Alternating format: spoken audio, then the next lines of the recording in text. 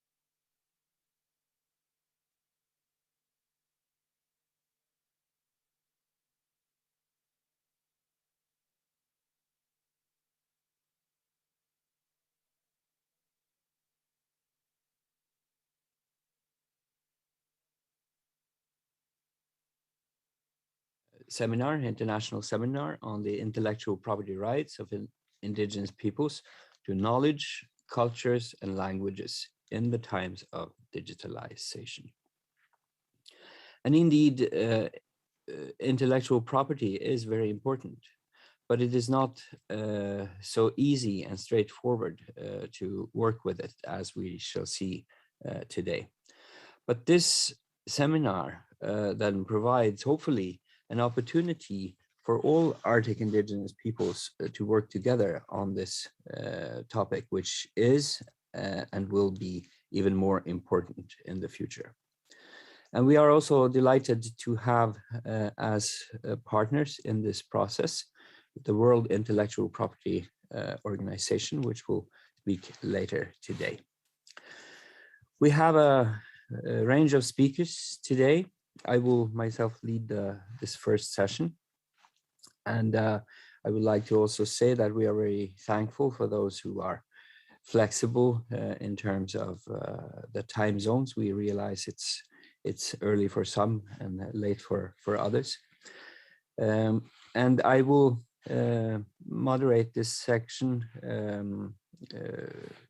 quite we should start immediately, and I will give each speaker 4 minutes to speak, and I will give you a hint as the time is lapsing so that we may keep on track. Well, without further ado, I would first of all like to wish our first speaker the opening hearty welcome. It's His Excellency Nikolai Korchunov, who is the Ambassador at Large for Arctic Cooperation at the Ministry of Foreign Affairs of Russia, and who is now also the chair of the Arctic Council Senior Arctic Officials. Mr. Korchunov, the floor is yours.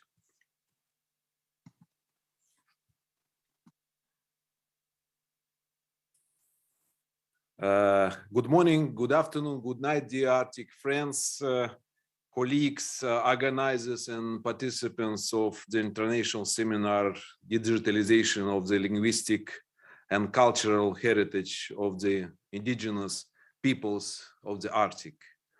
Let me, on behalf of the Russian chairmanship in the Arctic Council, warmly welcome all of you. And with this, I would like to congratulate Sakha Republic, Yakutia, that this project become one of the priority projects during the Russian chairmanship in the Arctic Council, and that this project has been welcomed in the Reykjavik Declaration by ministers. As its priority issue, Russian chairmanship considers a preservation of the identity and heritage of the indigenous peoples of the North and protection of the rights of the indigenous peoples. Their identity is the main identity of the entire Arctic region. This seminar is a joint work of permanent participants to develop mechanisms for the protection of intellectual property of the indigenous peoples of the Arctic, which is carried out on the recommendations of the indigenous peoples themselves. The period of the Russian chairmanship in the Arctic Council aligns with the start of United Nations International Decade for Indigenous Languages, and in this context, this project becomes a significant contribution of the Arctic Council to this important decade. I also would like to admit that this project unites all permanent participants in the Arctic Council, and that is the only project where all permanent participants are here and supporting and working as a team.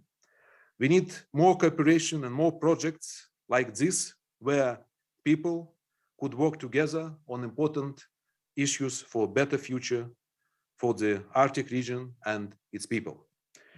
Russia attaches great importance to creating conditions for learning in native languages, also through internet platforms that provide wide access to users from all over the world. New technologies are integral and vital parts of modern life, and it's very important to use these technologies also in favor of preservation and development of native languages and cultures of indigenous peoples. We see that the work on expeditions to the places of traditional residence of the indigenous peoples of the North continues. Noting recent activities in Evenki community, in Iyengra village, and in the Arctic School for indigenous students of the North in Nerungi in Republic Sakha. I also hope that today's seminar will bring more elaboration and determination of priority tasks for preserving cultural and linguistic heritage of indigenous peoples of the North. We hope that this workshop will contribute to important efforts to develop recommendations on how intellectual property rights should be protected, and we certainly welcome it to be included in the St. Petersburg Declaration. The solving of this issue opens paths for other very important projects within the Arctic Council. I wish you all fruitful discussion, interesting work, and new insight. Thank you very much.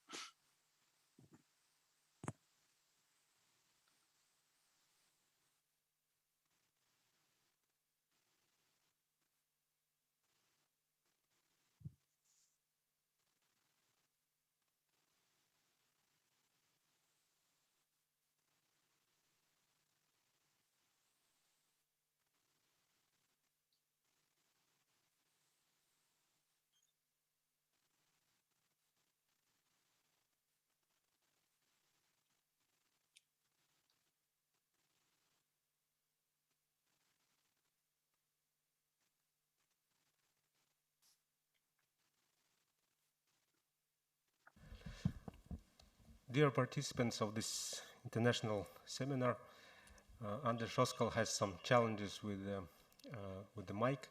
So let me take over for this moment and give a floor to the Director of Traditional Knowledge Division of the World Intellectual Property Organization, Mr. Wendland. Mr. Wendland, the floor is yours. Dear colleagues, dear participants, a very, very warm welcome to you all. Anders, thank you for your moderation. I'm sorry we can't hear you at the moment. I send my greetings to Your Excellency Ambassador Nikolai Korchunov. Thank you for your opening remarks. Mr. Mikhail Pogodayev, the Deputy Minister for Arctic Development and Indigenous Peoples Affairs of the Republic of Sakha. Halmer Dahl, President of the International Circumpolar Council, Greenland. Halmer, it's very nice to see you again after many years. Mr. Sergei Karyushki, Council President, Association of World Reindeer Herders. And Mr. Yuri Danilov, the Vice Director of the University. Like you, Ambassador, I'd also like to congratulate the Republic of Sakha for hosting this event. On behalf of the Director General of WIPO, Mr. Darren Tang, I warmly thank you for organizing the seminar and for inviting us to be part of it. I send you his warm greetings and best wishes and a confirmation that it's our great pleasure to be involved with you in this important work. As some of you know well, WIPO, the World Intellectual Property Organization, is a specialized agency of the UN. We have 193 member states. Our mission is to lead the development of a balanced and effective global intellectual property ecosystem to promote innovation and creativity for a better and more sustainable future. Our work on what we used to call expressions of folklore or traditional cultural expressions began almost 60 years ago in the early 1960s. And a more formal program on genetic resources, traditional knowledge, and cultural expressions started formally in 1998, so 23 years ago, when we began to examine how intellectual property systems could better meet the needs and aspirations of indigenous peoples and better protect their knowledge systems and cultural expressions. I'm pleased to introduce my colleague, Ms. Anna Sinkovich, who is currently one of our staff members and is the current WIPO Indigenous Fellow. And she is an Evenki from the Russian Federation. And she will introduce our services and activities in more detail shortly. We've been working closely with the Arctic region and the Arctic countries. For example, in 2019, together with the government of Canada, we organized a practical workshop above the Arctic Circle in northern Canada to impart the potential value that intellectual property can bring in support of traditional knowledge and cultural expressions. And we're pleased on that occasion to have had the president of the International Circumpolar Council from Canada, Monica L. Kanayuk, participate as a moderator in that event. We know that the Arctic Council is supporting initiatives from indigenous peoples of the Arctic to digitize their linguistic and cultural heritage with the object of preservation, promotion, and protection. And the Traditional Knowledge Division of WIPO, we have the expertise to help you identify, manage, clarify, and make the most of the intellectual property issues associated with this kind of work. We're also embarking on the translation of our key materials into indigenous languages. For example, we have translated our materials into Inuktitut. And I assure you, Ambassador and all the other guests present, that we stand ready to provide the Arctic Council with support for your work. In conclusion, as Anders noted in his opening comments, we recognize that intellectual property is a somewhat complex system, and the interface between intellectual property and traditional knowledge and cultural expressions raises some complex questions. However, knowledge of how the IP system functions in practice is valuable. Strategic and effective use of intellectual property tools can empower Indigenous peoples to protect their knowledge systems and cultural expressions for increased economic benefit, the reduction of poverty, the promotion of public health, and the mitigation of climate change. And specifically on climate change, my colleague Anna will tell you more about an exciting new opportunity for young Indigenous persons to express themselves on this critical global issue, namely climate change, show their creativity to the world, and win amazing prizes. So thank you again for inviting WIPO to be here. You have our support, and I wish you all a successful meeting. Thank you. Thank you, Mr. Wendland. Let me say that after some microphone challenges, I am now back. It was delightful to hear of the opportunities and the capacities of WIPO in terms of how we could work together for this important yet difficult task, this difficult topic. I was also going to say to Ambassador Korshunov that I would fully agree we need more cooperation. This will be important ahead. So thank you to both of you. We shall continue then to our next speaker, which is Mr. Hjalmar Dahl, the president of ICC in Greenland. And he is also the chair of the Arctic Council Indigenous Peoples Secretariat, which is one of the co-organizers behind this event. So please, Hjalmar, the floor is yours.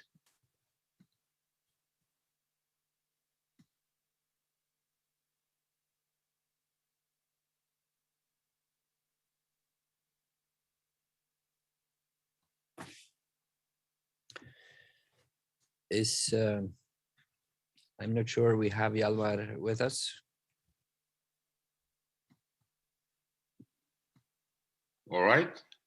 Yeah, good. Go ahead. Okay. Thank you very much, Mr. Chair, and dear distinguished Arctic Council senior officials, dear Director of Traditional Knowledge Division of the World Intellectual Property Rights Organization, dear Indigenous leaders and colleagues. I am delighted to be invited to talk today at this important high-level event on the topic of intellectual property rights of Indigenous peoples' knowledge, cultures, and languages in the time of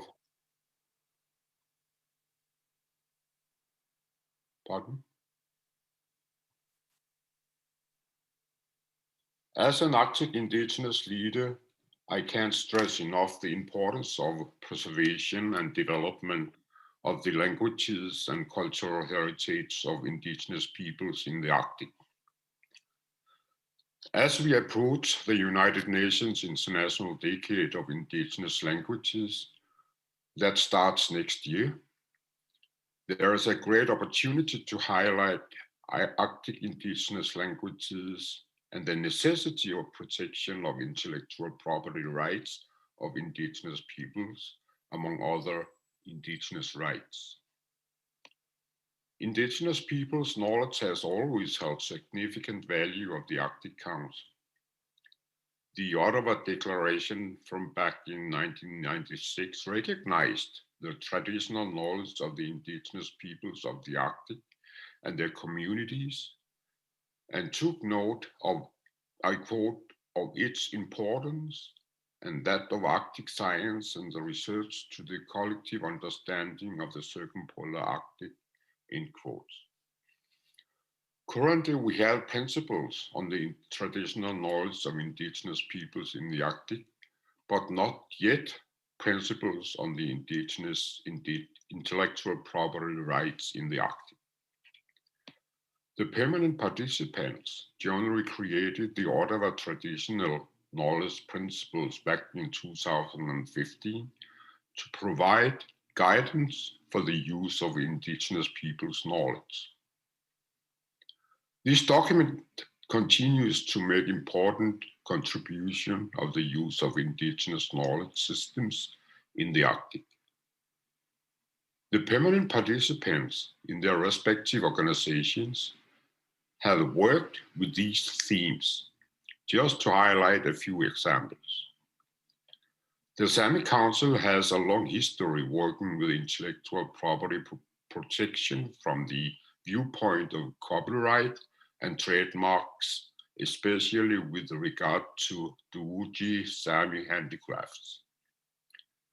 Recently, Sami Council, together with Sami parliaments and other Sami institutions, worked together to ensure that the Sami culture and the intellectual property rights were respected in Walt Disney Animation Studios' film Frozen 2.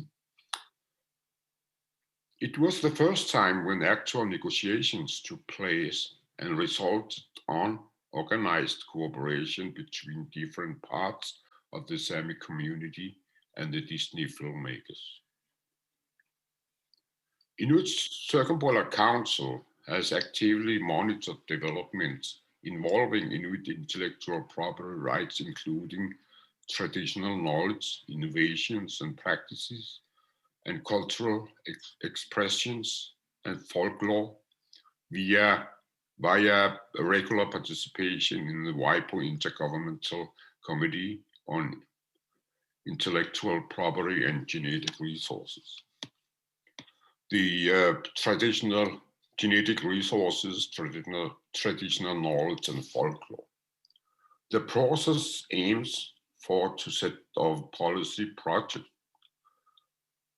objectives and core principles in an effort to create an intellectual property regime for traditional knowledge, innovations, and practices that may lead to a modification of existing patents, copyrights, trademark procedures for traditional knowledge, innovations, and practices, and the derivatives thereof.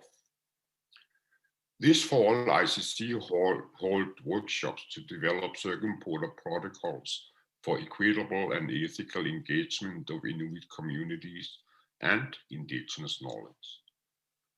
The protocols will be a crucial tool in advancing Inuit knowledge production and priorities. The advancing is important at both national levels and international fora, such as the Arctic Council and United Nations. Working on indigenous knowledge and how to utilize it is one of the major ICC focus areas. I strongly believe that the permanent participants, when working all together, will be able to develop and provide guidance how the indigenous knowledge and intellectual property rights shall be engaged in the Arctic.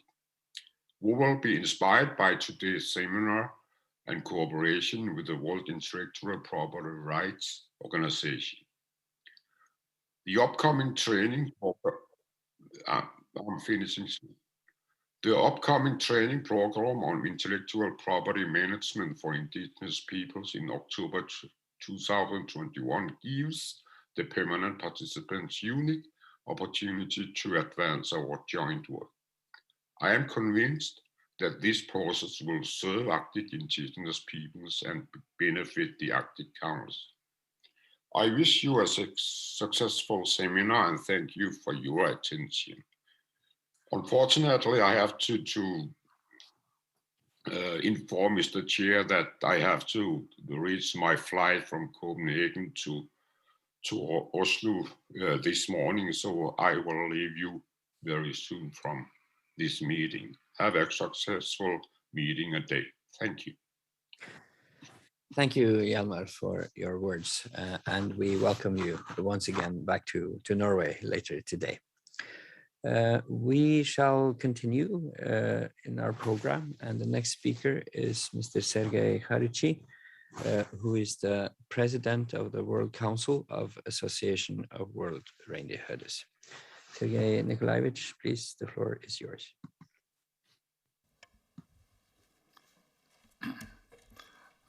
Добрый день, уважаемые Dear коллеги, participants and colleagues, участники, организаторам огромное спасибо за то, we что thank дали the возможность participants and встретиться organizers сегодня, to meet with поговорить you, to talk with you очень важной about теме, this касающейся коренных important народов. theme Вопрос of the rights of права indigenous peoples. интеллектуальной собственности.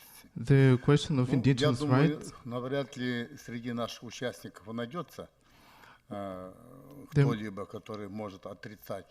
Но there право might be собственности, конечно же, not должен that much of быть, participants who принадлежать will neglect тому rights, народу, который его создавал тысячелетия, and который the rights является have been носителем и created автором всей millennia. этой собственности. They are Я creators of думаю, this это right. однозначно. You would Конечно, agree that сложность we вопроса need будет to заключаться в том, кто будет регулировать вопросы regulate it, and the использования questions is интеллектуальной who will собственности regulate the данных questions народов. of Ну, здесь, на мой rights of взгляд, indigenous peoples. просматриваются два варианта. Here we have two options. Ну, первое, First, конечно же, course, организации, the легитимные organizers организации коренных народов. of the Ну, в indigenous первую peoples, очередь, firstly, арктических территорий. Ну, те in the постоянные Arctic territories, участники, которые the сегодня permanent представляют participants that коренные represent народы the Арктики indigenous в peoples Арктическом совете in the в Arctic качестве Council постоянных участников. as permanent participants. They Должны быть, им должно быть делегировано право распоряжения they этой собственности.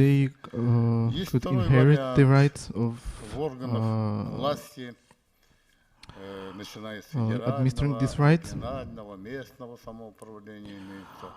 on Тоже different соответствующие структуры, state которые levels. занимаются There are проблемами и structures, вопросами there are departments жизнестоятельности коренных народов. that are involved in Можно these делегировать questions. им. Но They там also есть can inherit these определенный, rights, так сказать, риск, the administering взгляд, theirs. But there's a risk который может that can be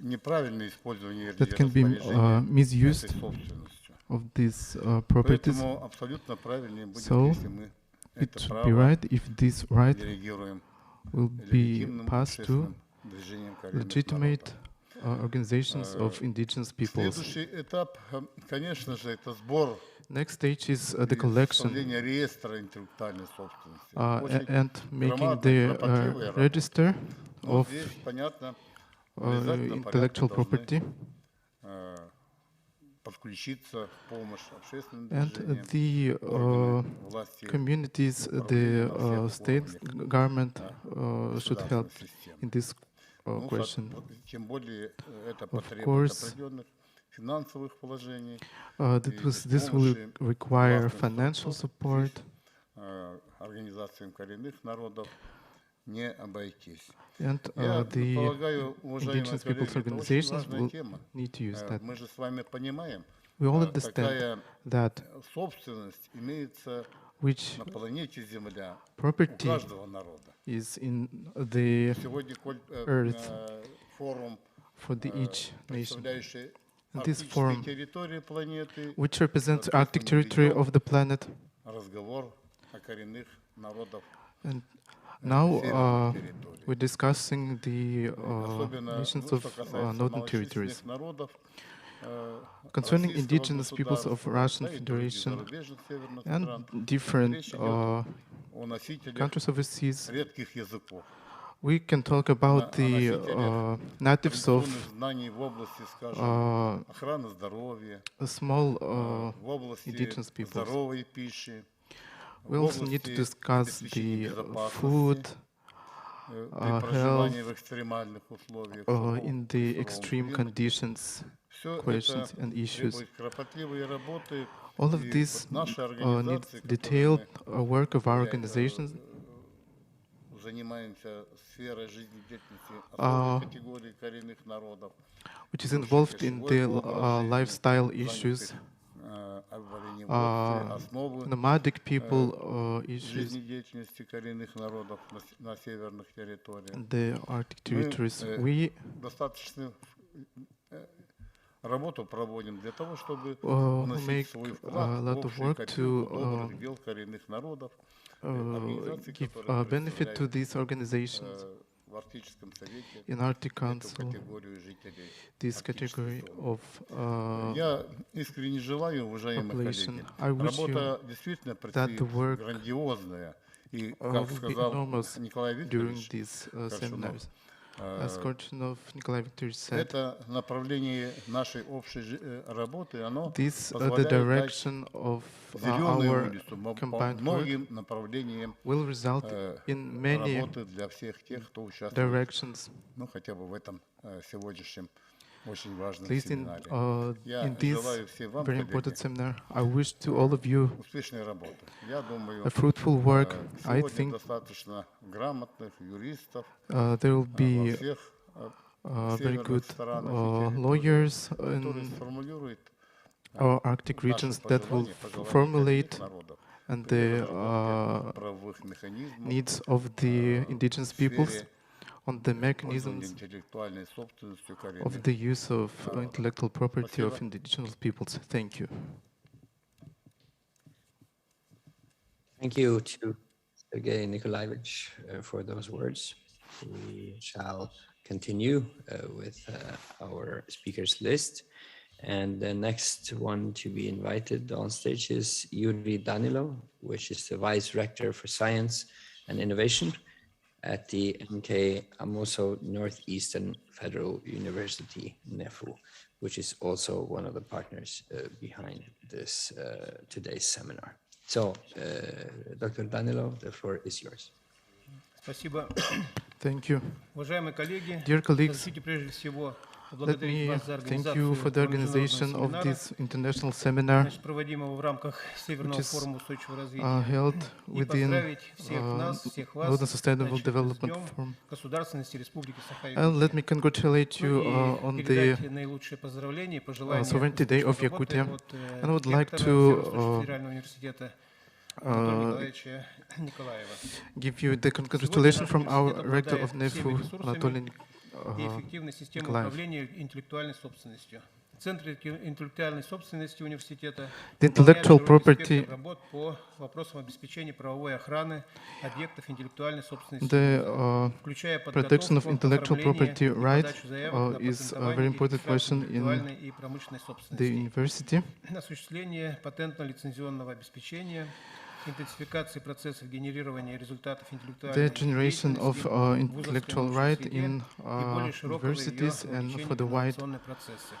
introduction to В 2012 году information по processes инициативе is СВФО на базе very Центра интеллектуальной important questions собственности был in создан Центр NEFU. поддержки In NEFU, we технологий и have the инноваций Center Всемирной of организации for по the интеллектуальной support of собственности и intellectual Роспатента. property, В конце 2014 года which is были supported by the созданы Rospatent. Центры поддержки технологий и инноваций The centers for support in innovations have been на базе двух наших created филиалов в on the городе basis Нерюнге и в городе of Мирном. our В two 2018 году была запущена работа вновь institutes in Nuremberg созданного ЦПТИ второго уровня на базе Национальной библиотеки Республики on the basis of Саха-Якутия. National Library. Общее курирование всех There has центров been a производится second через ЦПТИ level center нашего has been университета. created. Таким образом, условия доступа к мировым и Therefore, национальным in the информационным conditions ресурсам of патентной документации созданы access практически to для всех жителей региона. По программе развития for the development университета for был program реализован in проект развития и ресурсное university, обеспечение системы защиты интеллектуальной собственности. we have СВФО. been developing the Создан project of информационный ресурс Центра интеллектуальной собственности, Informational Resource библиотека Center, патентно-информационных the фондов library Российской of Федерации и Patent ведущих стран Fund, мира, основанная на Russian полных Federation, базах данных which is based on the full патентно-информационных фондов databases России, стран of СНГ и information ведущих стран funds мира. Тем in самым Russia создан and in the уникальный leading countries. на северо-востоке Therefore, in the Российской Федерации информационный ресурс, способный Northeast in удовлетворять потребности Russian всех Federation, желающих работать с патентными документами.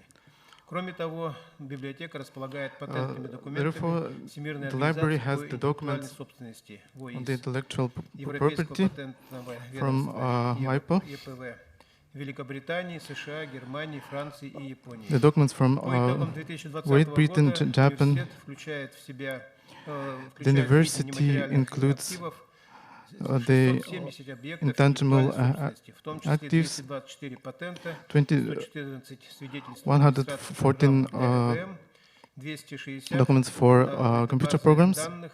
ВУЗ владеет 4 товарными There are знаками, 4 trademarks in the секретами производства, university, ноу-хау. and Университетам this ежегодно secret подается не менее 150 industry новых and заявок. В рамках know-how. научной деятельности по сохранению и поддержке within the языков scientific коренных work народов for Севера, support of the languages of составом университета разработаны и indigenous зарегистрированы peoples, уникальные базы данных, there have такие been как registered different английский словарь databases. общей лексики. For example, even Авторами English являются сотрудники database, Института зарубежной филологии и регионоведения. and Анисимов Андрей Борисович, Находкина Алина Александровна. dictionary, which has been Этот developed by словарь Anisimov Andrei более Borisovich 2500 and Nakhotkina Lena Alexandrovna. полной лексики эвенкийского языка. It has Также the создана full база данных lexis языков of и the культуры Evenki коренных language. малочисленных народов Севера There для is a database арктического многоязычного of портала. indigenous Авторами peoples являются коллектив Международной database. кафедры ЮНЕСКО. The authors Жожикова Анатолия of this Васильевича, second work Сафронов is Павел Васильевич и Жожикова Светлана created Ивановна. by the Это цифровой International контент, который Department of исчерпывающая UNESCO. информация о It языке has и full культуре коренных information малочисленных народов about the Севера, culture and Сибири и language Дальнего of Востока Российской Федерации. indigenous peoples По of сохранению и развитию Siberia, Far языкового и East, and культурного многообразия на of цифровых носителях и Russian Federation. киберпространстве в условиях углубляющейся глобализации. В настоящее время в Республике Саха-Якутия Currently, in the Republic of Yakutia, there are many legislations коренных on the малочисленных protection народов of Севера, rights в of частности, сохранение и поддержка языков коренных малочисленных народов, indigenous поддержка peoples народных художественных промыслов коренных малочисленных народов on и different иных kinds of аспектах культурного husbandry наследия. and Мы different уверены, что по aspects результатам of работы cultural данного heritage. We hope семинара that this seminar права интеллектуальной собственности коренных народов на знания, on культуру the и intellectual языки property в эпоху цифровизации indigenous и peoples to дискуссий knowledge, с cultures, экспертами and будут languages определены in times of правовые механизмы digitalization. развития и Hope that систематизации правовой the охраны legislative культурного acts наследия коренных are народов correctly от незаконного formulated присвоения и использования традиционных знаний и традиционных выражений культуры как объектов интеллектуальной and собственности. of the right Еще раз разрешите digitalization. пожелать всем успешной работы и поприветствовать всех наших участников. Would congratulate you all and wish you good luck. Thank you. Thank you, Danilo. And we are also delighted to have Nefu as a strong partner in addressing the topic of today. And of course, as you will remember, Nefu is taking the heavy lifting job of coordinating the digital heritage project overall. So this is indeed good. Let me just say before we move on that we are working to adjust the English translation. We realized it was a bit challenging with the volume, so we are adjusting that now. But this concludes my first work this morning. I would like to thank all of the speakers of this session who have in different ways with different perspectives set very well the stage for the rest of today. And I will now turn the floor over to Alona Gerasimova, who will be leading our next session on indigenous peoples' strategies for protection of intellectual property rights. Thank you so far. Alona, the floor is yours. Thank you, Anders. And hello, everyone. Hello, participants. And before we go to the next session, we skipped one speaker, so I would like to give the floor to Mikhail Pogadayev, Deputy Minister for Arctic Development and Indigenous Peoples Affairs in Yakutia, to have some opening words first. Please, Mikhail. Thank you, Alona. Hello, dear Arctic friends. Let me welcome all of you on behalf of the government of Sakha Republic, Yakutia. Now, for the third time in Yakutsk, we are hosting our guests from Arctic states, from non-Arctic states, from indigenous peoples, experts, representatives of businesses, media, and NGOs in our Northern Sustainable Development Forum to discuss issues related to sustainable development of the Arctic. Today, at this webinar, we will discuss very important issue, and it is not easy one, I must say, which is related to the protection of indigenous peoples' intellectual property rights. As we mentioned before, indigenous peoples of Sakha Republic have initiated the project, which was developed by together with the Northeastern Federal University, with the title Digitalization of Linguistic and Cultural Heritage of Indigenous Peoples, which aims to preserve and develop indigenous peoples' linguistic and cultural heritage of the Arctic. And this project was supported and became the Arctic Council Project in Sustainable Development Working Group. After discussions, the task was given by permanent participants to make sure that in the implementation of this project, intellectual property rights of indigenous peoples will be protected according to the highest international standards and national legislation on protection of intellectual property rights. We share concern of permanent participants on this issue. We think that, first of all, we have to protect indigenous people's rights and then consider other interests. And we wish to work together to make it happen. United Nations Decade on Indigenous Languages already was mentioned, and I also would like to thank the World Intellectual Property Rights Organization for their support and willingness to work together. Also, there was mentioned the future training course on intellectual property rights, which will be organized together with WIPO. Traditional cultural expressions and traditional knowledge of indigenous peoples have long been considered something that does not require special protection as an object of intellectual property, and often were not recognized as such due to the uncertainty of the subject of this right in relation to indigenous peoples. However, in recent decades, as the importance of intellectual property in the whole world has grown due to development of new technologies and rapid development of tourism, the spread of ideas of multiculturalism, greater accessibility of knowledge about the life of indigenous peoples, their achievements and culture, awareness of the commercial attractiveness, and at the same time, the insecurity of many aspects of the life of indigenous peoples, as well as the need to protect their sacred knowledge as part of the self-determination and well-being of these peoples. The issue of protecting their intellectual property has acquired particular importance. Much attention is paid to it by international organizations. In many countries, there have been positive changes in national legislation and in judicial practice. As the courts began to use their capabilities to expand the scope of protection of cultural heritage and collective intellectual property of indigenous peoples. I would like to thank all the partners in our project. I would like to thank the Russian chairmanship in the Arctic Council, permanent participants, Arctic states experts which participate in this seminar together with us. We probably won't solve the problem today, but at least we will try to make one more step for better understanding and identify next steps how we should work in implementation this particular project, but also in general in protection of intellectual property rights of indigenous peoples. I wish to all participants a good discussion and fruitful results. Thank you. Thank you, Mikhail.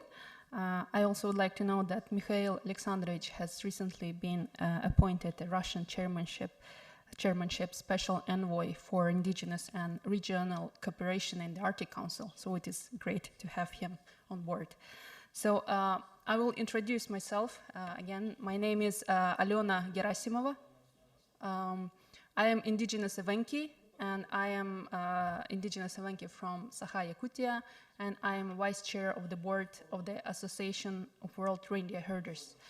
So now we will start a very important part of the session, and we will hear statements from indigenous organizations on indigenous peoples' strategies for protection of intellectual property rights. And we will have later, I would like to know that later we will have time to have questions and comments in the discussion part. Also I kindly, as a moderator, would ask the speakers to keep 5 minutes. So let's start, and I'm happy to introduce the first speaker of our session, and Grigore Petrovich Ledkov, who is the president of the Russian Association of Indigenous Peoples of the North. So please, Grigore Petrovich, the floor is yours. Большое спасибо. Thank you very much. Всех я с удовольствием приветствую. I greet you От имени нашей Всероссийской ассоциации коренных народов on behalf of Север Сибирь и our Дальний Восток. Association of the Indigenous People Очень рад of the видеть North. наших друзей, I'm постоянные very happy участники. to see our friends Мы недавно работали в and режиме our онлайн. permanent participants who have Анна, worked большое online. спасибо, нас всегда Thank you very much. хорошо организует наши встречи в Арктическом Everything is совете. organized very Работа well, идет. and the work is Приветствую также наших друзей, I'm Союз greeting, оленеводов. friends Надеемся, from the что в ближайшее Reindeer время Herders все-таки Union. эти все ограничения уйдут в прошлое, I hope the и будем очно restriction встречаться, как и on раньше, COVID will плодотворно работать. go away, and Тема we will meet in person. интеллектуальных прав, The topic of и тем более в intellectual отношении property and наших rights традиций, in наших connection традиционных to our знаний. traditions Для and нас our это knowledge особо важная is тема. a very important Мы очень рады, question что to вот us. именно в таком плане идет обсуждение. And we are very И в happy рамках that Северного it is форума, discussed международная as площадка, that. всероссийская площадка, And мы as будем с a удовольствием venue, принимать the участие. Здесь есть Northern наши Forum, представители, вице-президенты, кроме меня, we are very glad that is работники нашего going through this аппарата. venue. Мы со своей стороны будем обязательно вникать в суть разговора We сегодняшнего. will И если listen to результатом all наших бесед будет of the все-таки talks вопросы today конкретные, когда мы можем выходить на with какие-то attention. реальные шаги в плане защиты And when we will интеллектуальных start прав, чтобы закреплять actual наши actions традиционные on the знания, intellectual для rights, нас это один из важных приоритетов. И it is тем более они a для нас great важны в priority том, for us. что традиционные знания, которые у нас The есть, traditional knowledge that которые we могут have, сегодня жить, и мы видим в них that большую we will перспективу в live, будущем, that is good сегодня они perspective for the являются future. по-настоящему Today, these источником are жизни. Это the source of бизнес, это life, дело коренных народов, и такие for lifestyle, for business, навыки, как в for области охоты, husbandry, рыбодобычи, for оленеводства, reindeership, умение шить национальную одежду теплую, for national подходит для sewing, всех for условий, food, климатических условий. Ну и самое for главное, other закрепленные термины в родных языках. husbandry, and Для нас это бесценно. Для нас это источник everything жизни, that is и fixed у in нас в the России native для этого мы languages, проводим большую it is работу invaluable for us. And we на are федеральном, doing государственном уровне. a lot of Работаем work on над the federal level, поправками. on the Мы очень regional рады, level. что в новом тексте We're making поправок amendments Конституции in закреплены the constitution, гарантии прав и guarantees права for на the знания, rights на свои традиционные знания коренным малочисленным. and for knowledge of Сегодня работаем над другими the native федеральными законами для того, чтобы languages and улучшить cultures. работу наших Want to общин, improve the защитить work of родные языки, our communities, to protect our native languages. We would like to make the textbook. And recently we held IT forum that is quite new for us, and in the sense that the new technologies can help us to preserve the languages. The language is an intangible heritage, and from other side, the hunting, the reindeers, husbandry. This is everything our intangible heritage. Without that, the nation will not be will not have an identity without that. So our languages live in this area. As for the instruments and toolkit, for the toolkit, we need to raise those questions. We hope to receive the support to preserve our languages, to preserve our lifestyle. How can we preserve ourselves in the conditions of pandemic? How we can develop intellectually and on the legislative level? How to do lifestyle?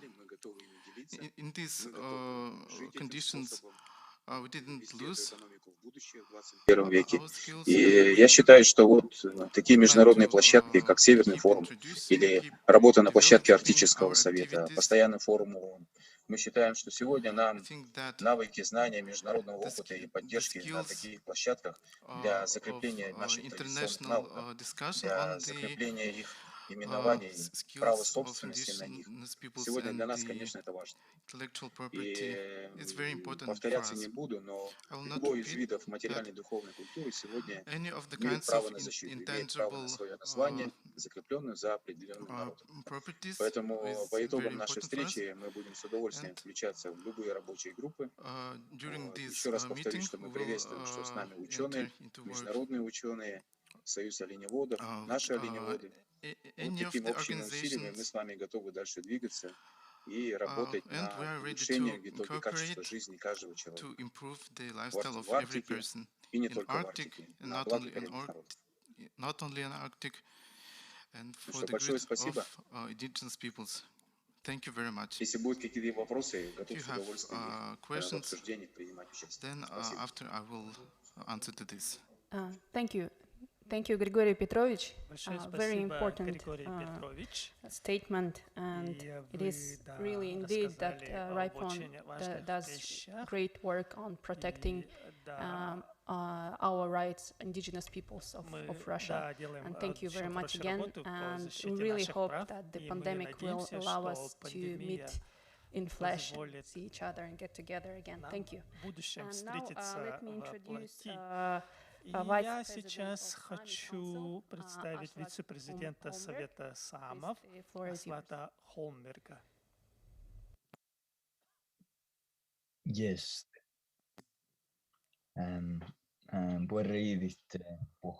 So, greetings, everyone. Приветствую вас всех. I От will Сами. briefly share a couple Я examples of немного how the Sami Council has been working расскажу with вам о примерах our того, intellectual как property rights. Совет Сама поработал So there над is a lot правами of интеллектуальной interest in собственности. our culture, И в нашей культуре есть in our большой knowledge, интерес and this нашим can be seen знаниям. in tourism, И это можно through the видеть souvenir industry, в but as well индустрии in туризма, производства inspiration сувениров, to а stories. также And во my first вдохновении, example которое мы will be получаем от наших our историй. И cooperation мой with первый Disney пример – and это наше Frozen сотрудничество с компанией two Disney animation film. по So Disney анимационному made an фильму animation «Холодное сердце». Frozen 1, which И was very этот successful. мультфильм был очень And there успешным. was strong И influence from Sami culture. культура We got a Сами lot оказалась of inspiration from us, our culture, our cultural symbols. Yet there was insufficient contact and consultations were not established with the Sami rights holders in an appropriate manner. And our stance is that our culture is our collective intellectual property, which cannot be used by others without restrictions. This is a matter of representation. We need to have a say on how we are represented. So some questions are raised in this matter.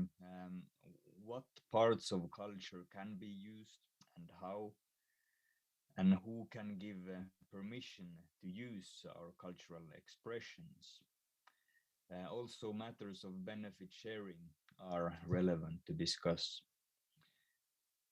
So our argument is that terms need to be agreed with appropriate representative institutions regarding the use of our cultural symbols or our stories.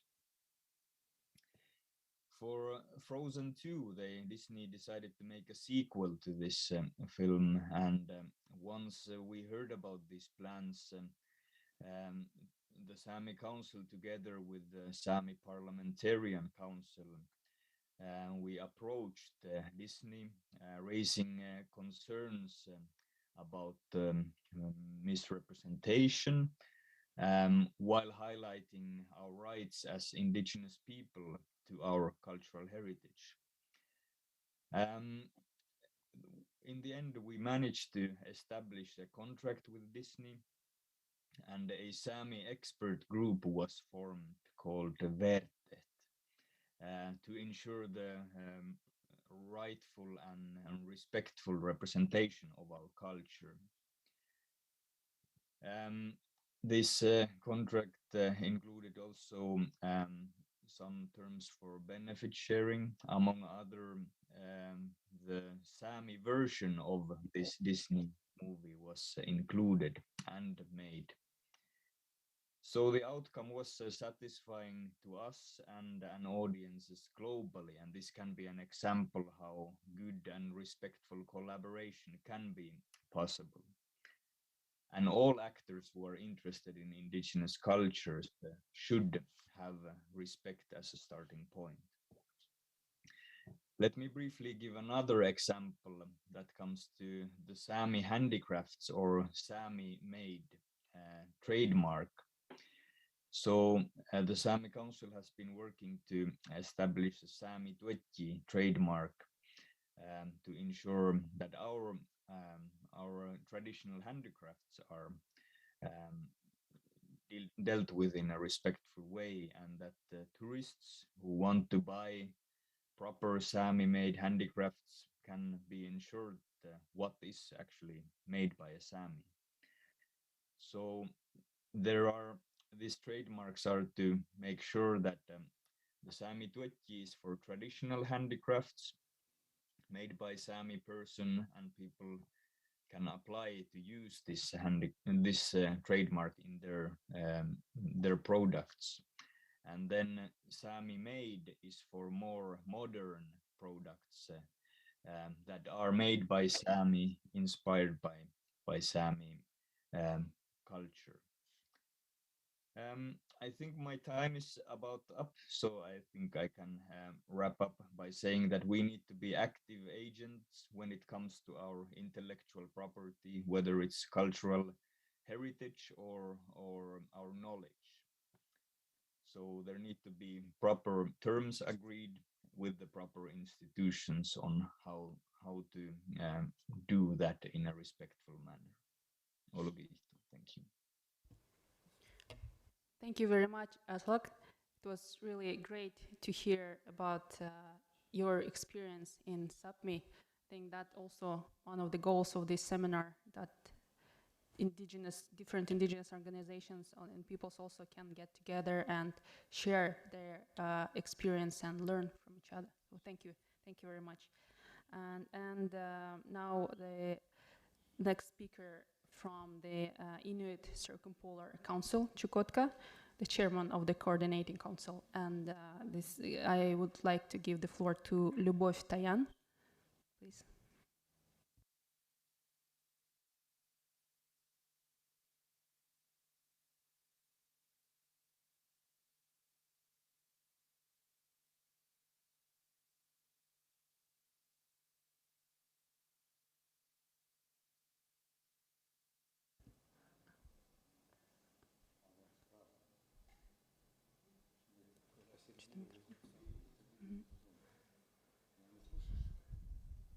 Любовь, can you turn on the microphone?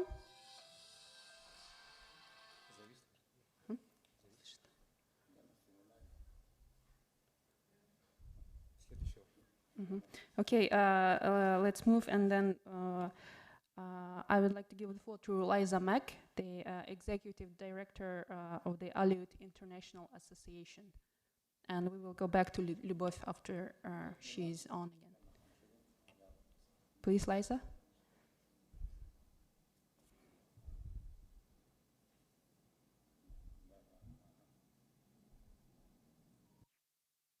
Hello, can you hear me now? Everybody, good evening. I'm Liza Mack. I'm the Executive Director of Aleut International Association. Thank you very much to the organizers and all of the participants here about this very important topic. I guess when we were asked to participate and to speak about the strategies for the protection of intellectual property rights, something that really comes to mind for us is having a voice at the beginning of not only documenting our Indigenous intellectual property, but also when we participate in research and how we go about that. The framework that we work within to not only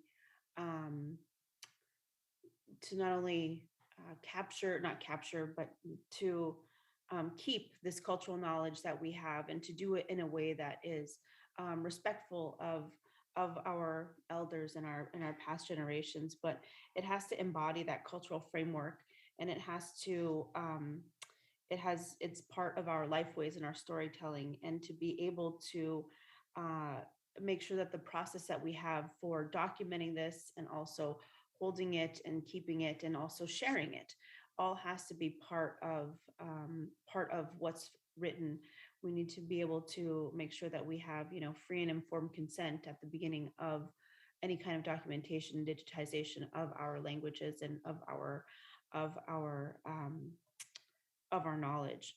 I think some of the things that we've been able to do in projects for Aleut International have to do with a lot of language revitalization and recording of our languages. We have very few speakers of Unangam Tunu and Nigogum Tunu, which are different dialects of our language. And we were able to actually record some of the last speakers that we have from Bering Island, and we do have those recordings in multiple places. And it's a very precious thing that we have to be able to have that for future generations.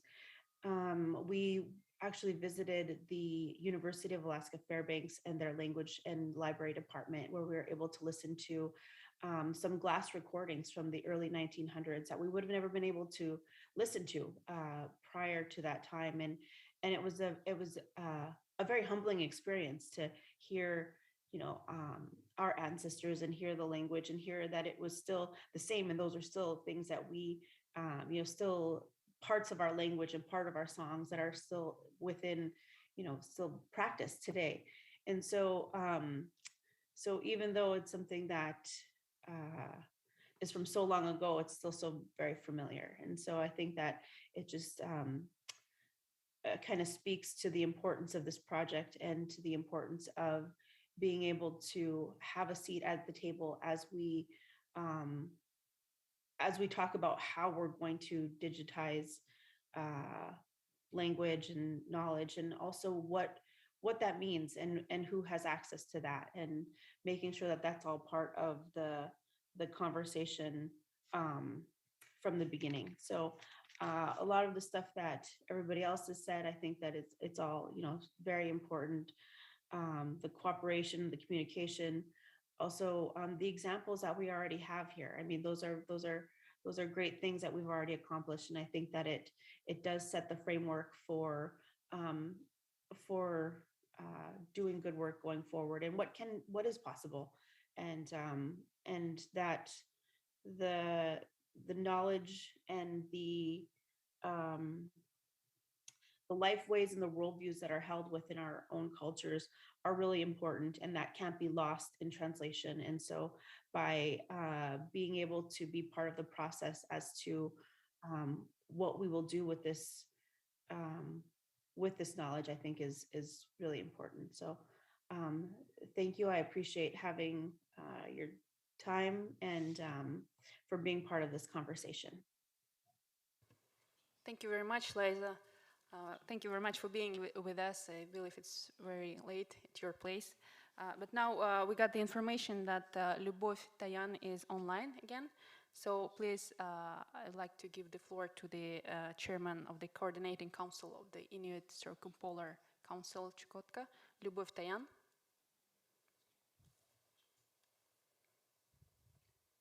Всем здравствуйте. Hello, everyone. Времени суток. У нас сейчас 7 часов вечера. We И как have вы успели 7 p.m. убедиться, у нас с интернетом довольно-таки проблема. Вот.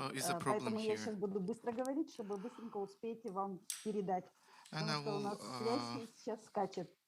Итак, я хочу поприветствовать вас от имени Дейли Самбо Дароу, председателя Инуитского триполярного совета. Greet you on behalf of the chairman of Inuit Circumpolar Council, who can participate right now, and thank you for invitation. Все пожелания, все то, что передала Дейли Самбо Дароу. Позвольте вкратце поделиться некоторыми опасениями, которые ранее высказывались в связи с аналогичными инициативами Владимирского совета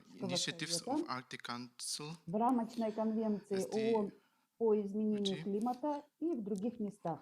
Совсем недавно представители ICC выразили следующую обеспокоенность по поводу веб-порталов и оцифровки информации, и более конкретно в связи со знаниями коренных народов. Статья 31 Декларации ООН о правах коренных народов должна читаться в контексте всего документа и всех взаимосвязанных прав, подтвержденных в нем. В соответствии с языком статьи 31 и в частности со фразой, подтверждающей право поддерживать, контролировать, защищать и развивать свою интеллектуальную собственность, а также знания коренных народов должны пониматься как непосредственно взаимосвязанные с осуществлением элементов права на свободное, предварительное и осознанное согласие. Контроль в его прямом значении предполагает, что соответствующий народ имеет власть влиять, сдерживать, ограничивать или препятствовать кому-либо. Have power over to influence, manage, restrain, limit, or prevent something from taking place. Indigenous knowledge cannot be taken out of the cultural context that it emerges from and be stored in a database. Indigenous knowledge, Inuit language are inextricably connected. Serious rights, safeguards. Особенно теми, кто имеет These rights should be acquired баз данных и так далее. By those people не выступаем и никогда не выступали who are using these rights. ICC has indicated that we're not been in favor for an one-stop for an Arctic indigenous people's knowledge. Я верю, передает Дейли Самбо Дароу, I believe, says Sambo Darou, that you will have good results and productive seminars for the rights of Inuits and other peoples of Arctic and not for the interests of others. Thank you, Lyubov. And thank you for bringing the concerns from Dali Sambo Darou to our seminar. I think that will be it is a great insight for discussions later. And now our next speaker is Sam Alexander, board member of the Gwich'in Council International. Sam, please, the floor is yours. Malsicho. Shoji Sam Alexandroji, Kucheje, Gutsanitli Gatan Guichi, Dochu, Miami, Minnesota, Gutan, Connecticut. My name is Sam Alexander, and I'm a board member for Gujin Council International, and I just got off the plane from Minnesota, so I was able to make this meeting. Glad I'm here. So I want to thank the organizers and thank the Russian chairmanship for putting this together. So the question is, why is this so important to us as Indigenous people? Why is this important to us? Why are we here? Why are we here talking about this? Well, for a long time, this knowledge, has been taken advantage of. This knowledge has been taken from our communities without real clear consent. And there's been appropriation of this knowledge without clear recognition of who the original owners are.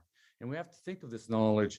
This is hard fought knowledge that has been developed over thousands of millennia on the land. And so this is our knowledge. And appropriation has occurred in the past, and that's got to end. This is an issue, an economic issue, as we see the artwork that's done by our community members being appropriated and taken and sold outside of the community. And so it directly impacts us in terms of our economy. But we also have to recognize that intellectual property also impacts our sovereignty as sovereign native people. This is an issue. But the question, in front of me, and the question that I posed to this group is, how do we come up with some sort of mechanism to ensure the protection of the intellectual property rights of Indigenous peoples? Trademarks are important. Trademarks are important. It's an important tool to be able to protect intellectual property. But as a friend once told me, so I went to business school. That's what I used to, be in that world. And they said, having a trademark or a patent is great, unless you can't enforce it because you don't have the money to do that. And so just having the patent, just having a trademark isn't enough. There has to be more behind it in order to it have the effect it needs to have. And so when we think about that part of the problem, we also have to recognize that our individual artists and our individual knowledge bearers aren't going to have the resources to be able to deal with this problem. It's a big problem. I also wanted to touch on two other points really quickly. So what are we doing within the Gwich'in communities? Well, I could tell you, it's a great challenge for us. And one of the great challenges that we're facing is the components that individual states bring into the protection of intellectual property right. In addition to that, how they structure research protocol. If you were to research Gwich'in language, so I know for all of us Indigenous people, our languages are important to us. And so we as Gwich'in, we do quite a bit of work on our language. We had a big thing this summer, got a lot of great information from our elders. If I wanted to do that type of research in Canada, they have completely different protocols. If I want to do it in Yukon Territory versus Northwest Territory, that's completely different protocols.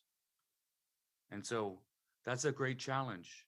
And it's going to be a greater challenge for us as Indigenous academics supporting our other communities and our fellow people here in the IP, permanent participants, and conducting that research.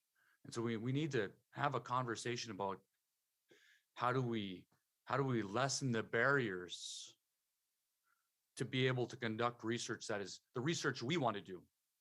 So just a few thoughts I want to leave you with, but thank you for having me. Masicho. Thank you very much, Sam. It is great to have you here with us. And the next speaker, International Chair of the Arctic Athabascan Council, Chief Gary Harrelson. Harrison, sorry. So, Chief Gary, please, the floor is yours. Willie Jan, Suzette Delan, Gina, Nadini Anna. Good day. I'm Chief Gary Harrison. I'm a Water Clan. I'm from Chickaloon. And I know that this giving linguistic knowledge has its drawbacks and its advantages. For instance, there's a man who studied Indigenous language, especially Dene language, our language. He studied Navajo and Dene and Atna Dene. Navajo is from the Four Corners area down in the United States, the state of Utah, the state of Colorado, the state of Arizona, and the state of New Mexico. Atna is Alaska and Canadian dialect, which is part of the Dene language. It's also the Dene are in the Northwest Territories, and the Kets in the same linguistic group are in Russia. He asked most of our elders lots of questions in English and Atna. He asked so many that they got a bit irritated and would not talk to him anymore. He was a professor at Fairbanks, and the elders were upset that he was going to get paid to ask them questions, and they got very little or nothing. Turns out, because of his work for the university, they had the rights to most of the information that he wrote. So now we have to buy the information he wrote. The alphabet in the dictionary is two of the books that he produced, and a lot of that was due to our elders. And most of the elders have passed away now. So this alphabet and dictionary books that he produced are very important to us now. Also, our elders wrote a place names map with BLM, Bureau of Land Management. These elders, most of them were my direct relatives. And now, whenever we want to reproduce that map, we have to ask BLM. We now have our own school. We have our language and culture program, and we produce a bit of information on tapes, CDs, DVDs, books. We have lesson plans. We took some of this from my aunt's book, Chickaloon Spirit, and we paid the elders to help. They've passed on now. And there's some things that we won't share. But we self-publish now, and we try and do the copyrights process through the Library of Congress, which is a United States way of copywriting things. We also have participated in the state of Alaska's Silver Hand, which shows that it's made by Indigenous people. And we also host our self-storage. We don't put it on the cloud or anything like that. We have printing capabilities, and we also self-certify by taking a copy of whatever it is we produce and put it in a sealed envelope. And that way, if someone comes along later and says it's mine, we can then prove that it's not.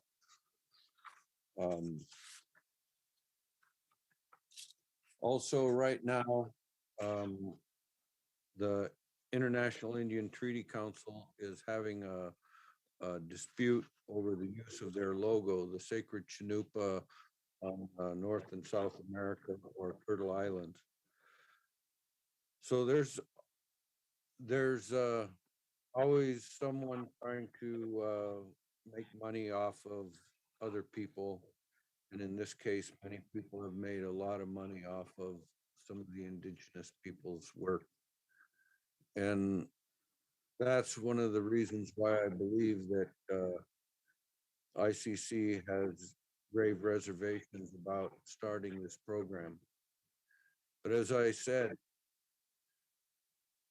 it's a double-edged sword when you start doing these type of programs, because even though someone else may have controlled the information, now some of it may be very important to the language and the culture of the peoples involved.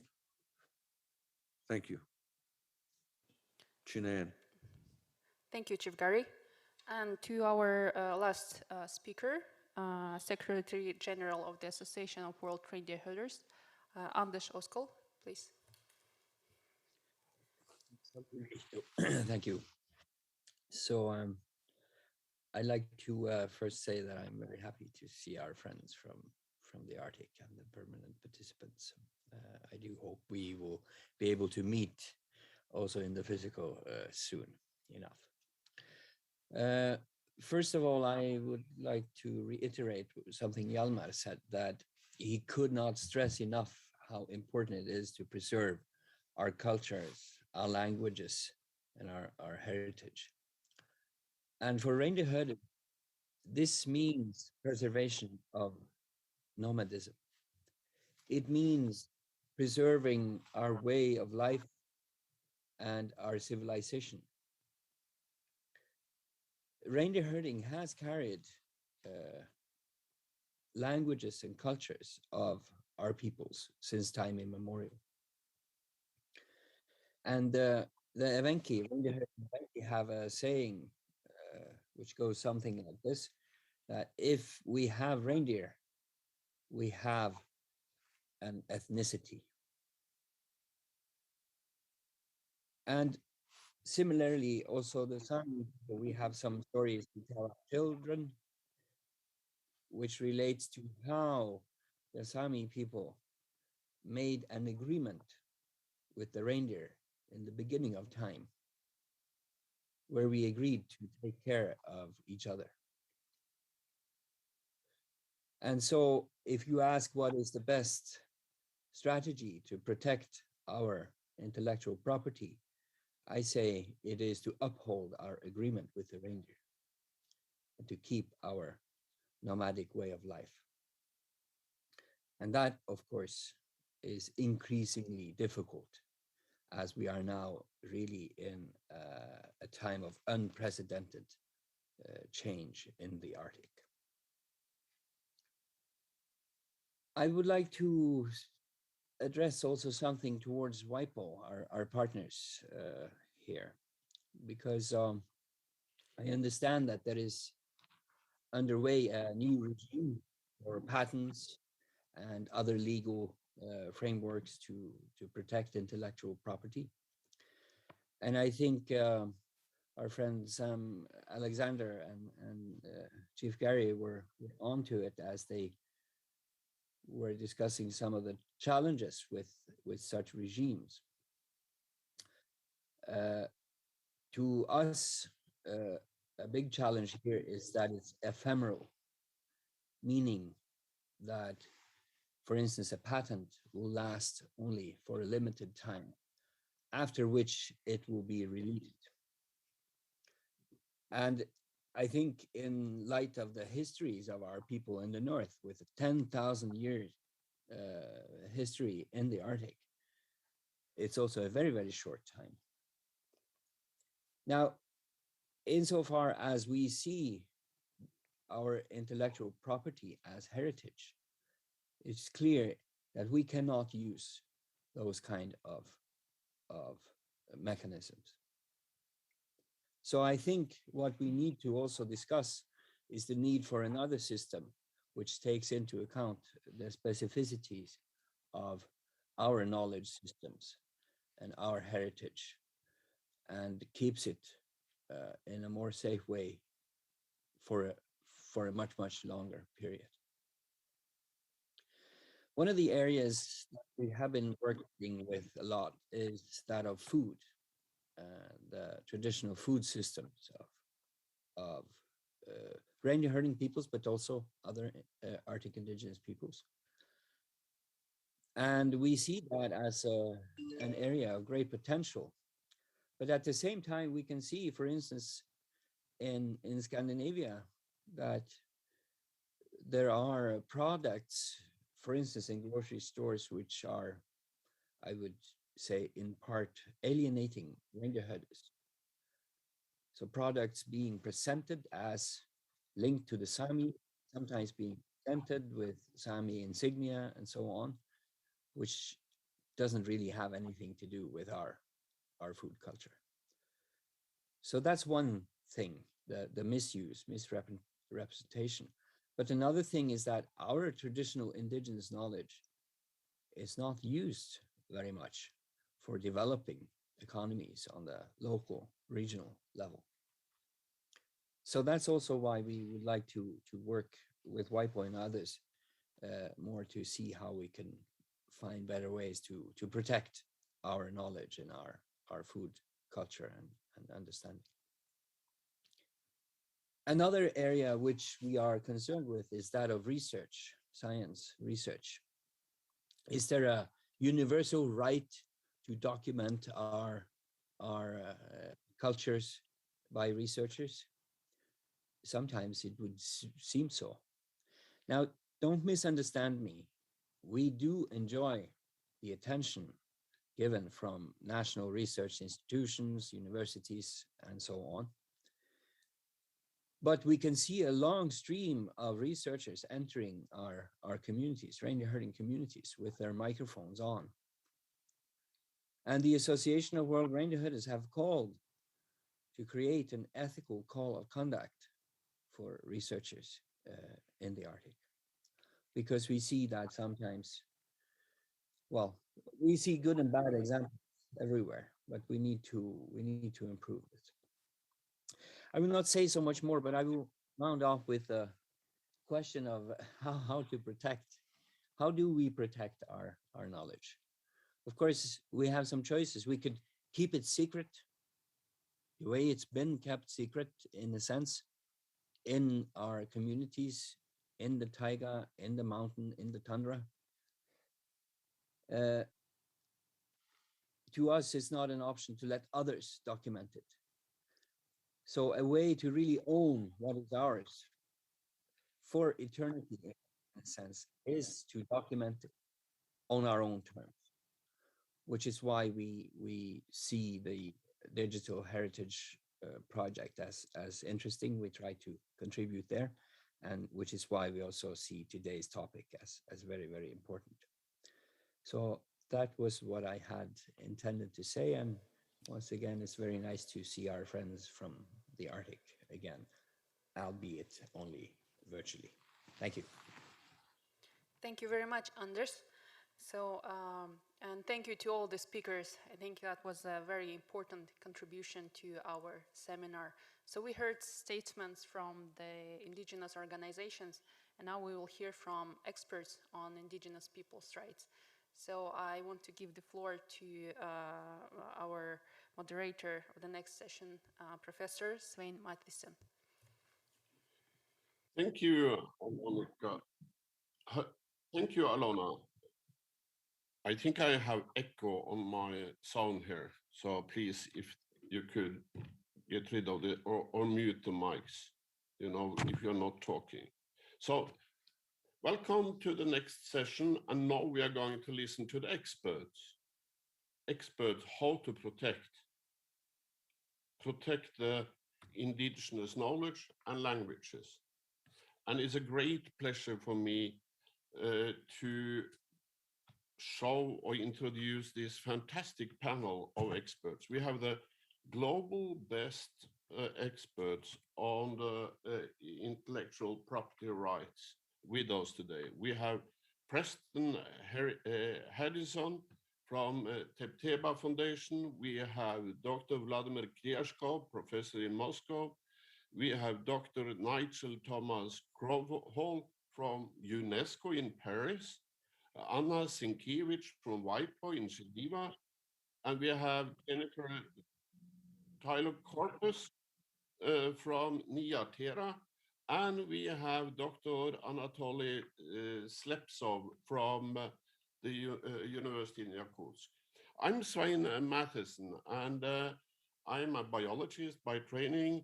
I work at the International Center for Reindeer Husbandry in Kautokeino in the core of Sami land in Norway, but I'm also professor at Northeastern Federal University. Soon I hope to come to Yakutsk when we are moving out of the COVID situation.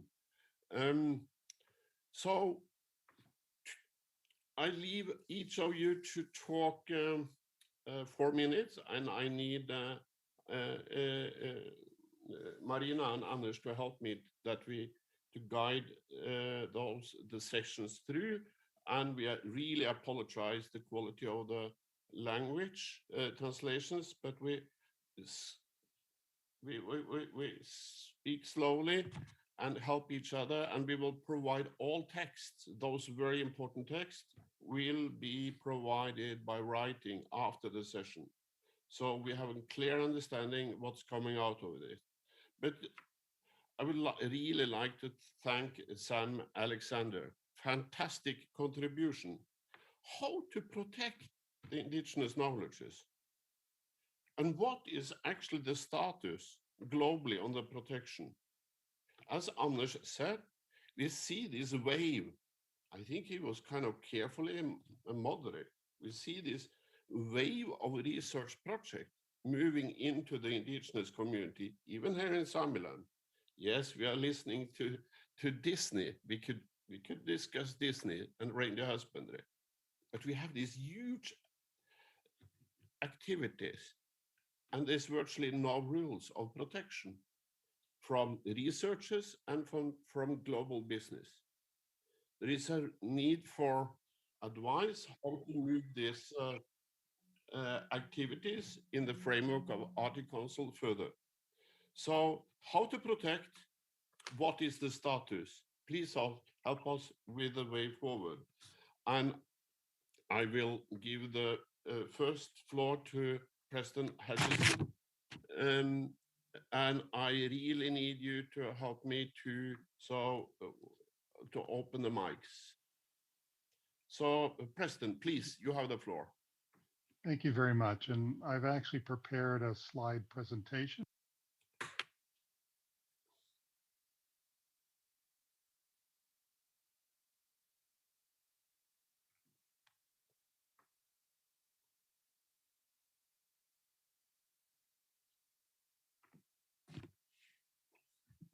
We can't hear you.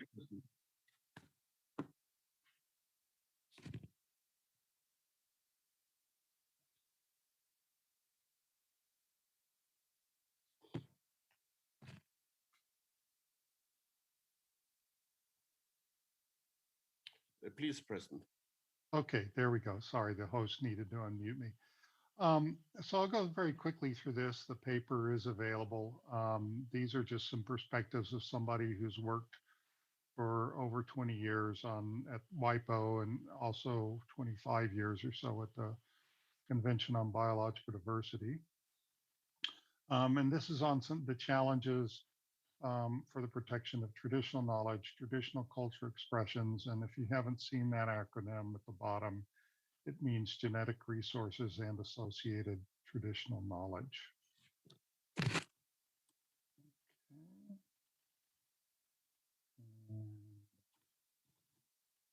This isn't advancing for some reason. Could someone help Preston to move one slide forward, please? Good. Okay, so here's the situation as I see it on traditional knowledge, TCEs, and genetic resources and associated traditional knowledge without digitalization. On traditional knowledge, the first problem is it's intangible. In order for it to be made be protected in a way, it has to be fixed and published. There's also and so once you fix it and publish it, there's some other problems that I'll discuss. There's the issue of positive versus defensive protection. So in defensive protection, you can publish something and make it available in order so that property rights cannot be given to it. But when you do that, it is often in the public domain. The reason it is defensive is because it is knowledge that is previously known. And so the only protection you get is from others getting property rights, but it doesn't protect your knowledge from uses that you don't want to happen. Positive protection refers to protection against uses by others because it is your property. And so in a strategy, developing strategies, you may want to start focusing on positive protections and making sure that the laws and regulations support the concept that your knowledge, your expressions are evidence of a property right rather than something that is in the public domain.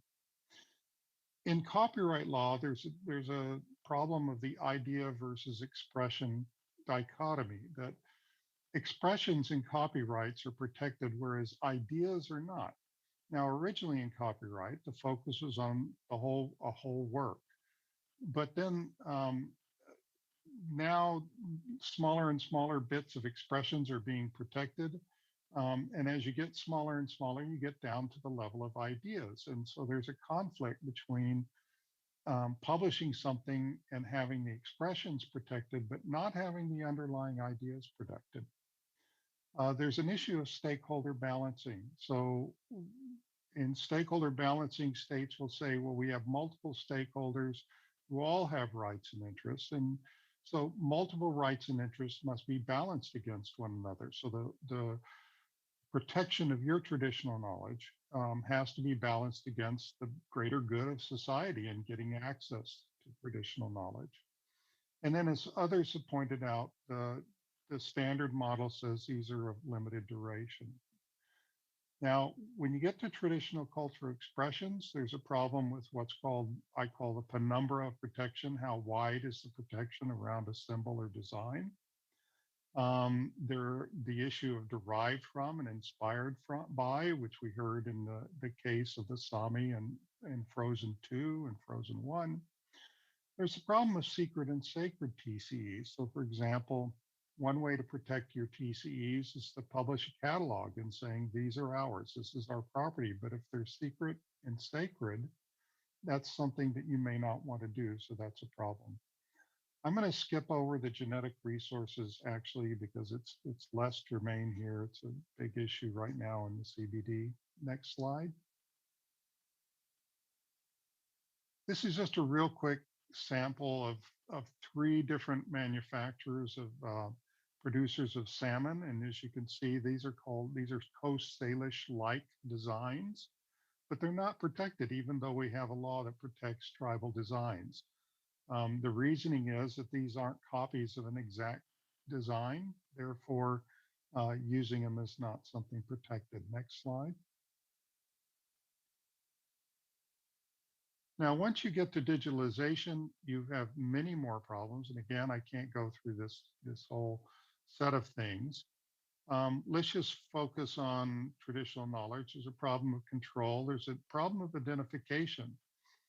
Now, in enforcement, and again, as others have pointed out, most of the enforcement under bilateral contracts, or if you have a cultural protocol or a biocultural protocol, the enforcement is on indigenous peoples. What we really need are states to take up their burden to protect indigenous people's rights. There's also the growing problem of artificial intelligence, which is both your friend and your foe. There are now software systems, for example, WIPO has some written in Python and PyCharm that can track and look for imagery that belongs to you. On the other hand, the artificial intelligence can also start to harvest and extract information from online and digitized traditional knowledge. And again, if the laws aren't constructed so that they protect your knowledge, that's a problem. I see that I've taken up my 5 minutes. Again, there's a longer paper that I've submitted. And just next slide, just I want to give a kind of retinal bath, let people look at these questions briefly. Last points, access and benefit sharing is predominantly transactional. The indigenous peoples here have said their world is relational. And what we need is not simply benefit sharing, which is important, but we need to make sure that we start relationships to maintain these ways of life. It's not simply about giving some benefits, but not protecting anything else. It's about having a new relationship with indigenous peoples. And thank you very much for the time. Thank you so much, Preston, for very interesting presentation. Relationships. And I think you touch upon the most important thing, the ethics of how we are moving this forward. The next speaker is Vladimir Krishkov, professor of law from Moscow. So now we will have a Russian perspective. Vladimir, пожалуйста.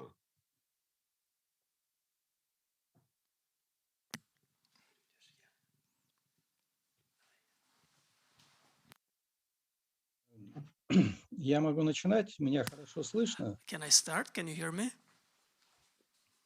Хорошо, проблема нет. Добрый день. Good afternoon or good evening, dear friends, dear colleagues. Я очень рад, что I am very happy that I become a participant of this very unique workshop. And this issue is, well, it's not being discussed basically, say, in Russia, for example, or it's being discussed only very rarely. At the same time, I want to say that the name of the workshop that is in our program maybe does not encompass all the aspects of cultural heritage. And this includes also includes the archaeological and historical monuments, the remains of ancient material culture, oral heritage, literature, and so on. And this is everything that needs to be protected. And this is everything that the indigenous people can claim their rights to as their ownership rights, because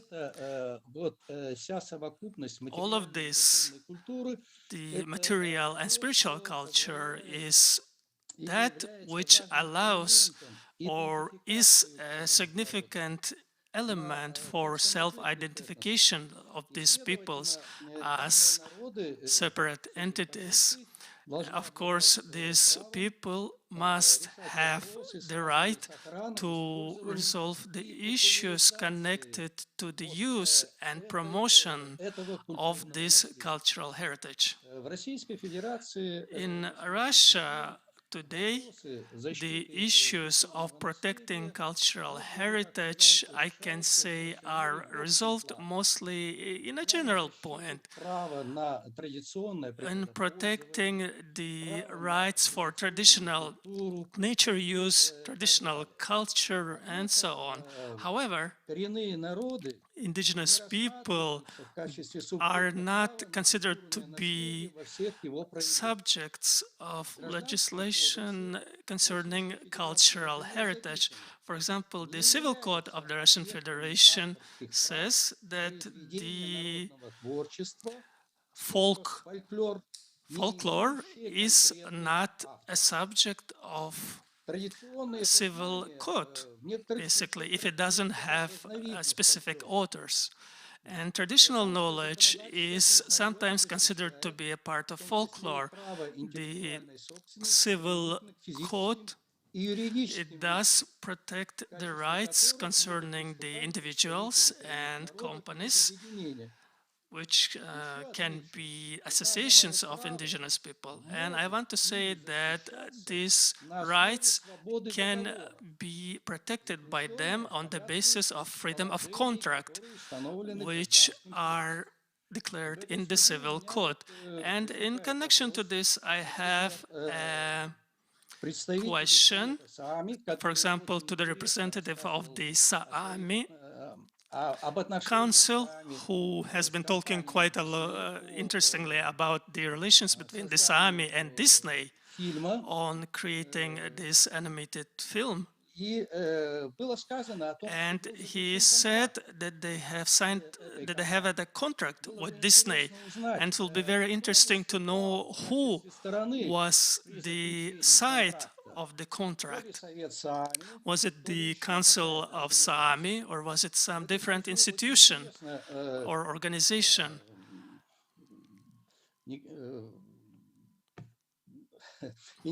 And in this regard, Mr. Harrelson talked very interestingly, like to whom the rights are delegated, to the organizations of indigenous people or to state bodies. At the moment in Russia, this issue is not discussed and has no legal basis. But this is a very important and key issue on which a lot of things depend. I can say that on the level of subjects of the Russian Federation, and as you know, we have two levels of legislation here in Russia, there are several steps being taken in regions to protect the rights of indigenous people on cultural heritage. Specialized legislation is being adopted, but not on the federal level. For example, in Khanty-Mansi Okrug, there is a law on folklore of indigenous people, on sacred places, and these laws also exist in Yamalo-Nenets Okrug.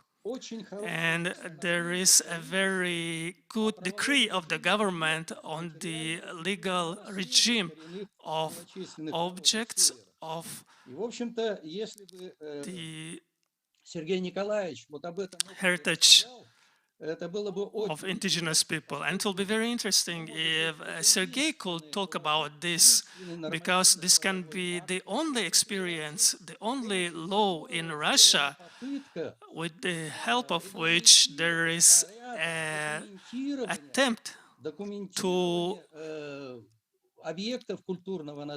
regulate the documentation of cultural heritage sites and objects, to register them, to preserve the information, research information that has been collected in this region, and how to use them.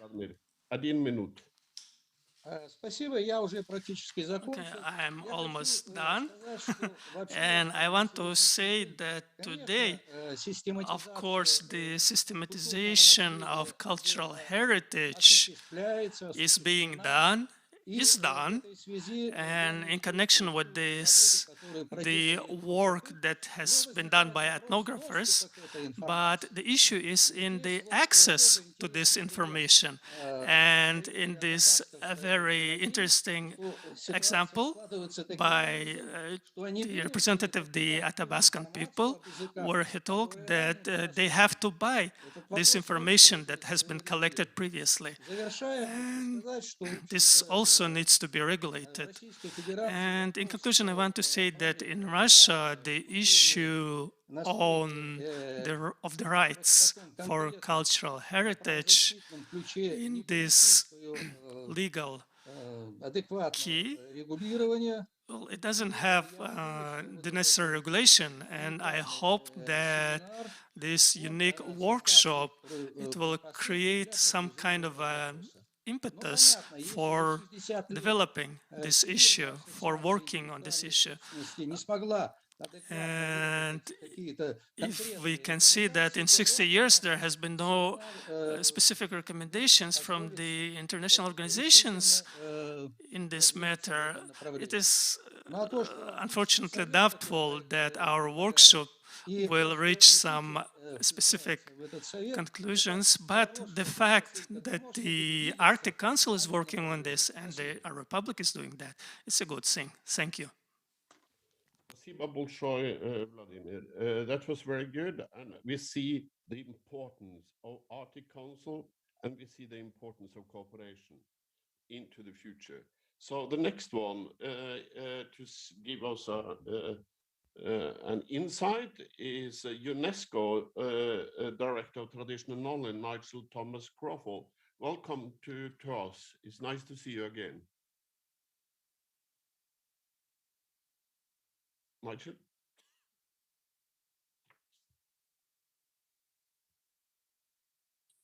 Thank you. We just needed to unmute there. Greetings from Paris, and thank you very much for the invitation. I think it's evident that it's an important seminar and an important topic. I just want to share a few reflections. I think the speakers have already covered how important and how complex this topic is, and thank you particularly to Preston for giving that overview, because I think it begins to create some shape to what needs to be discussed. I think the main message I have for you is that the uptake of the importance of indigenous and local knowledge within scientific assessment is accelerating, and it's accelerating in part due to advocacy. It's also accelerating in part due to need, that with the onset of rapid climate change and biodiversity loss, there is recognition that indigenous peoples are holders of valuable knowledge, and that there's a possibility of important cooperation. I think the opportunity is for the United Nations to be active in understanding the complexity of intellectual property rights. And as Preston has said, also to give attention to the relationships between the different knowledge actors in trying to establish sustainable solutions and new knowledge that is going to be generated. So just as a very brief overview, I think the two major knowledge producing parts of the UN at the moment, the Intergovernmental Platform on Biodiversity and Ecosystem Services, IPBES, and the Intergovernmental Panel on Climate Change, are both cooperating with indigenous peoples on knowledge production in scientific assessment. In particular, when IPBES was set up, the concept of the rights of indigenous peoples and the knowledge of indigenous peoples was built into the DNA of the actual structure of this scientific assessment body. And as such, indigenous people have been involved in the foundation, in the start of the process. And Lisa Mack touched on this. I think what makes a big difference is that indigenous peoples are co-designers of these knowledge and assessment processes. In doing that, a lot of other issues will be resolved as it moves forward. And the relationships are built on a basis of some kind of greater equity and mutual understanding. The IPBES process, and the UNESCO hosts the technical support unit on indigenous and local knowledge. Many of you have worked with us in these dialogues. There is a methodological framework. The free, prior, and informed consent is a foundational element within that. We have been in discussions with the IPCC about IPCC taking on a similar structured framework. And Jennifer Corpus, who's going to speak after, has been part of a dialogue now in Marseille during the World Conservation Congress about trying to create a learning process within the UN about the standards and norms of working with indigenous knowledge. Now, obviously, the three Rio conventions all have instruments on indigenous knowledge, of which the Convention on Biological Diversity was the front runner, the first one to establish those. But now, under the UN Framework Convention on Climate Change, we have the new structure, an official structure of the UN, of the Convention on the Local Communities and Indigenous Peoples platforms. So, and also to say that UNESCO is now about to, the member states will consider our new 8-year work plan that's coming up in November, and it will put much greater emphasis on Indigenous knowledge within the new 8-year program. So let me wind up by saying that this is a complex area of work. It needs attention. The most important message is Indigenous knowledge is going to become more important, not less important. So having gone from invisibility in relation to science, it's now becoming an important partner within scientific assessment. We ourselves have just established a new unit in coordination with other UNL offices to help national entities create scientific ecosystem assessments at their level, at their country level, with partnerships with Indigenous peoples and local communities. So you're looking at a totally new generation of knowledge production where Indigenous peoples and local communities are foundational partners in that process. FPIC is a universal understanding within the UN system, but it needs to be operationalized. And as Georgi Corino has often said, it's a process, not a thing. So it takes time to get there. I do want to leave you with a final comment that there are 3 UN decades simultaneously underway at the moment. And I think it's important to look at the standardizing or a learning opportunity within the 3 decades on knowledge production, on those relationships, on intellectual property rights. So the UN Ocean Decade, the UN International Decade on Indigenous Languages, and the UN Decade on Ecosystems Restoration. And we are encouraging a dialogue between Indigenous peoples, national governments, and the UN system on how to have a positive relationship, a constructive process. So let me stop there, and thank you very much for the opportunity. Thank you, Nigel, for a very interesting contribution here. The complexity, a new generation of Indigenous knowledge production, very, very interesting, and the importance of IPFES. We will return to that and in our discussions. Now I will give the word to the Russian representative in WIPO, an indigenous person from, an indigenous Evenki persons from northern Russia, Anna Sienkiewicz, directly from Geneva. Пожалуйста, Anna.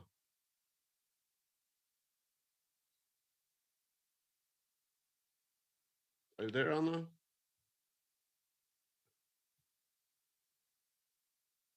Could someone open Anna's microphone, please? You are unmuted, I think. Okay. My warm greetings to all the participants of this seminar, and I would like to thank organizers for inviting WIPO today. And today I have the honor to present you WIPO's work relating to traditional knowledge, traditional cultural expressions, and intellectual property, so that all of you have a brief understanding on our areas of work. And before that, I would like to maybe in short introduce these 3 concepts. So in general, intellectual property refers to creations of the mind, such as inventions, designs, literary and artistic works, performances, plant varieties, signs, symbols, and many others. I think I will not explain what are traditional knowledge and traditional culture expressions are, as all of you have an understanding of this. I just give one example of traditional knowledge and the connection with cultural expressions. So for example, the knowledge on how to make and how to prepare reindeer skins or hides to make traditional clothing is traditional knowledge. And the traditional clothing made of reindeer hides itself is the traditional cultural expressions. And at WIPO, we kind of differ these 2 concepts. And recognizing those traditional elements as protectable intellectual property would enable the holders to have a say in their uses by others. this doesn't mean that conventional intellectual property systems are being forced upon traditional knowledge and cultural expressions, but reason that values and principles embedded in intellectual property law could be adapted and redeployed for new subject matter and for new beneficiaries. Indigenous peoples and local communities in particular have unique needs and expectations in relation to intellectual property. And the protection of traditional knowledge and cultural expressions intersect every category of intellectual property and often involve other legal issues reaching well beyond intellectual property. And going back to our work on these issues, WIPO Secretariat provides 7 services in relation to traditional knowledge, cultural expressions, and genetic resources. And the Traditional Knowledge Division is mainly responsible for this. Our objective, in short, is to make sure that intellectual innovation and creativity embodied in traditional knowledge and cultural expressions are not wrongly used. One service area of the Traditional Knowledge Division is the facilitation of the ongoing negotiations of the WIPO Intergovernmental Committee on Intellectual Property and Genetic Resources, Traditional Knowledge and Folklore, also known as the IGC. And I see that some of our participants already familiar with this committee. Also, upon request, WIPO provides policy and legislative information and assistance to regional and national authorities that are interested in establishing policies, strategies, action plans, and legislation. WIPO also provides support to indigenous peoples and local communities to facilitate their participation in the IGC and other WIPO activities. So, for example, WIPO provides different support for indigenous peoples to participate in WIPO training activities.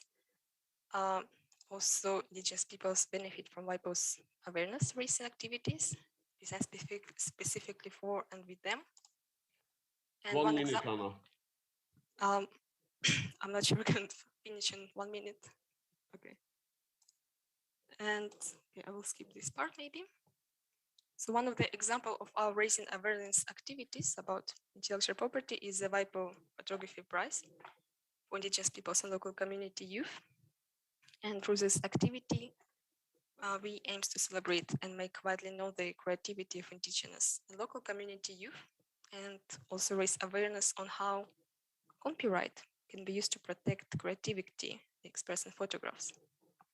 Participation, and we encourage young indigenous persons who are interested in participation to have a look on this activity. Given the time, I will maybe not briefly tell about the Indigenous Entrepreneurship Program and move to the documentation of traditional knowledge and cultural expressions. It's another service of our work to provide advice on the documentation. And a toolkit for the documentation of traditional knowledge is one among the Secretariat materials on this topic, and we encourage all of you to have a look on this. And also we organize various training programs. For example, the Creative Heritage Project is one example of our trainings to indigenous peoples on how to safeguard their music, performances, art designs, and other traditional cultural expressions. And here I would like to mention that the documentation and digitalization of the traditional knowledge and cultural expressions can benefit to the promotion and preservation of indigenous knowledge and cultures.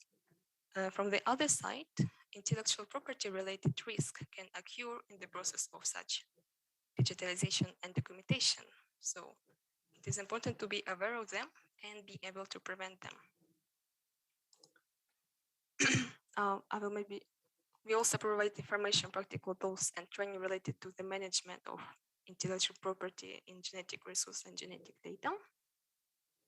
And last but not least, we provide different information resources on intellectual property and traditional knowledge and cultural expressions. And we recommend you to visit our website, where you can find different kinds of materials on very wide array of different topics. And our materials are available in English, of course, and other languages, for example, Russian. Thank you. Thank you, Anna, for a solid delivery. Very nice to listen to you, and we are looking forward to the future cooperation in the autumn to develop the training courses for indigenous people in the Arctic. We get back to you in the discussions, so don't disappear. We need you here, you know. So the next speaker, it's a great pleasure for me to introduce Jennifer Corpus. We have heard a lot about your knowledge on protection of the indigenous knowledge and languages. So Jennifer, please take the floor.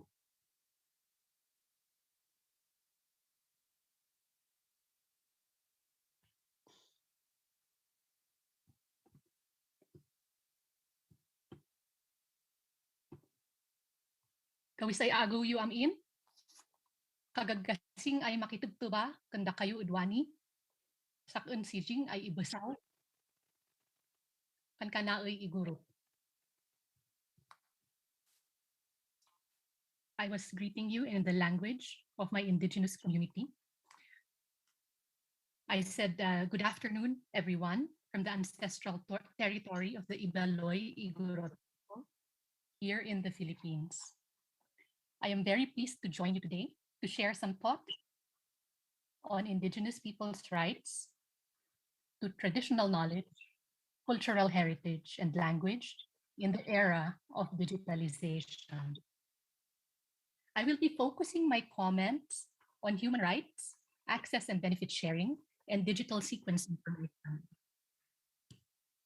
I wanted to recall that under Article 31 of the UN Declaration on the Rights of Indigenous Peoples have the right to maintain, control, protect, and develop their cultural heritage, traditional knowledge, and traditional cultural expressions. What does this mean? It means that indigenous peoples have the right to their lands, territories, and resources that is the material basis of their knowledge and their culture. It also means that there has to be consent before traditional knowledge of indigenous peoples can be used.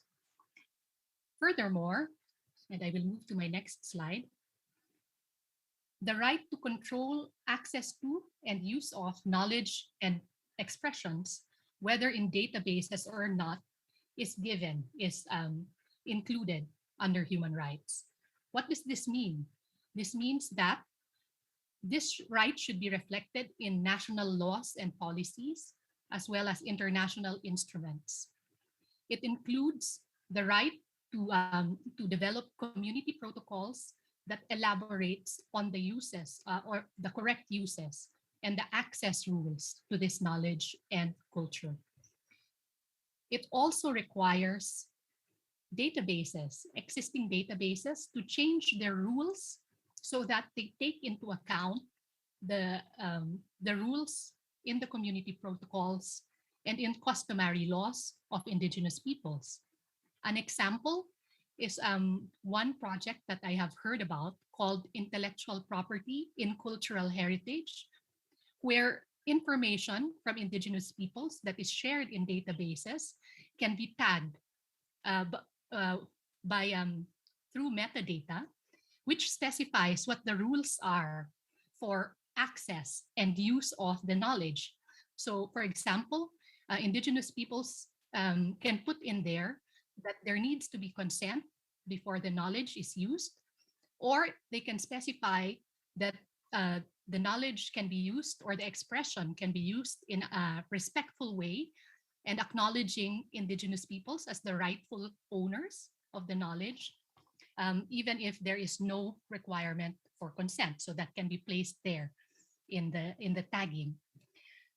It also means that indigenous peoples have the right to govern these databases and establish their own, and to have financial and technical support to do so.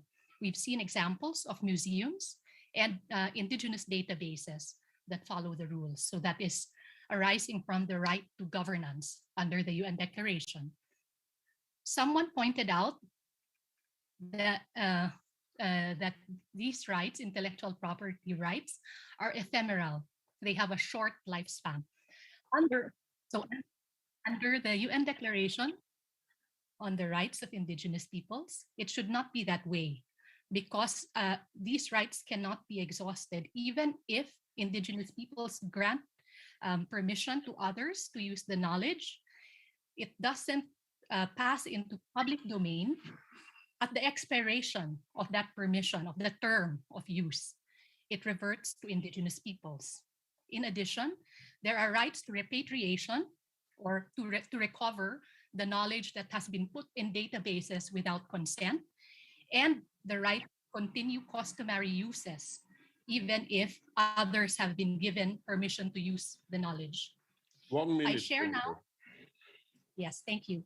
And very briefly, I share now some reflections on access and benefit sharing, because some knowledge can lead to discovery and use of genetic resources. And in these cases, it is important to specify in agreements granting permission to access genetic resources that Indigenous peoples retain the right to control and use of the knowledge and the resource, even if they are going to be placed in databases. There is also the requirement for benefit sharing that is fair and equitable. It could be monetary and non-monetary, including participation in the research, establishment of protection for traditional knowledge, capacity building, and technology transfer. And lastly, I would like to tackle digital sequence information. So where traditional knowledge leads to use of genetic resources, we have to be aware that these genetic material can be sequenced and put into databases. In fact, many sequences have been put in these databases without our consent. Therefore, the guidelines that you are seeking to develop should address these kinds of situations. And of course, for those sequences that are already in databases, there should be benefit sharing, even if they were placed there without our consent. I end here. Thank you very much. Thank you, Jennifer, for a very interesting speech. I'm a little bit sorry that I'm a little bit tough with all of you to keep the time, but that's only made so we could have some time for discussion after the contributions.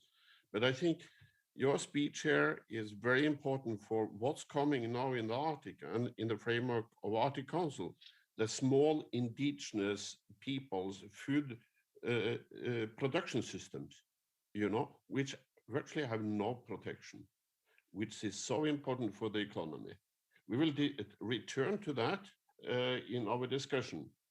The last speaker today is from Yakutsk and from the university in Yakutsk, from NEFU, Dr. Anatoly Sleptsov. Anatoly, пожалуйста.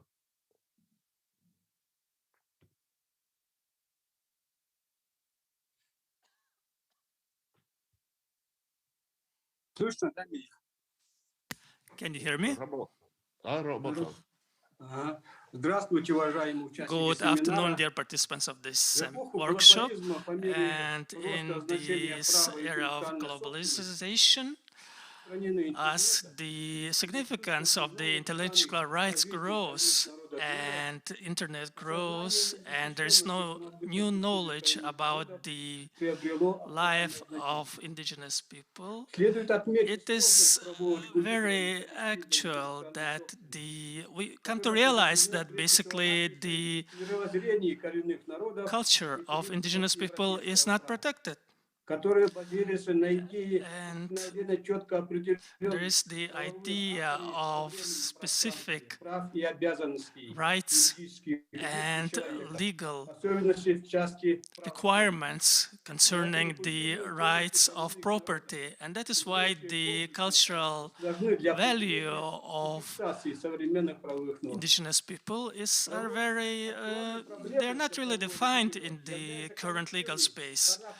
And the difficulty here is the collective nature of intellectual property, which this is because we're not talking about like specific collectives, but about the community, about the socium, because the people change all the time within this community. When the people die and new ones are born, and this is different to the existing legislation, especially European legislation. That is why there is a need for special regulation concerning the indigenous people's rights. And when we talk about the cultural heritage of indigenous people, we need to say that the geographical natural features of the Russian Arctic need to be taken into account. It's the remoteness of these people, and that is why like the traditional economy of these people is based on like reindeer husbandry, for example, hunting and fishing. And this needs to be emphasized, that the intellectual property of the indigenous people keeps developing every day, and this is all connected to their natural environment, to the place where they live at. That is why the protection of intellectual rights cannot be done without the protection afforded to their territories, to their lands. And when we talk about the protection of the knowledge of indigenous people, we must also consider their knowledge, their skills that allowed them to survive in these harsh conditions of the Arctic, their unwritten rules, their traditional cuisine, and so on. And that is why like there are some differences to what we are proposing and to what is in the existing legislation. And there are some overlap, like including the trademark legislation, the legislation on copyright, and so on. But there are a number of things which is not protected, such as the copying of traditional expressions of cultures.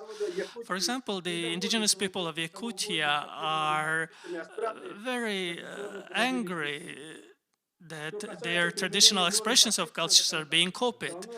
And concerning the use of the patent legislation, it is mostly oriented towards protecting, or not protecting, but basically developing the technological civilization. And what the indigenous people have is not basically within the frames of this legislation. And that is why it's kind of difficult for the indigenous people to patent their knowledge, because basically... Один минут. Один. Спасибо. Thank you.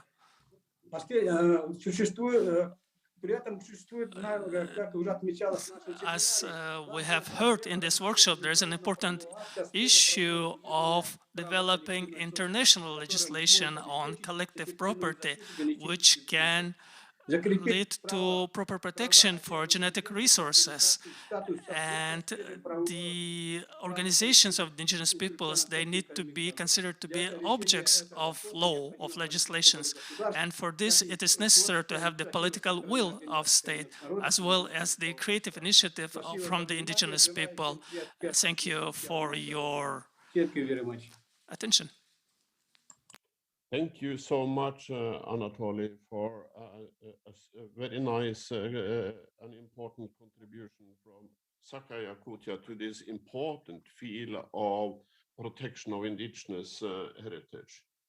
We will then, if I haven't forgotten anyone, we will move to a discussion, and I will have some help by Anders Oskal, and I hope Marina is there also to help me, to guide you through. And also the technicians in Yakutsk have to be very helpful here now. I will start asking also Sam Alexander, are you still with us?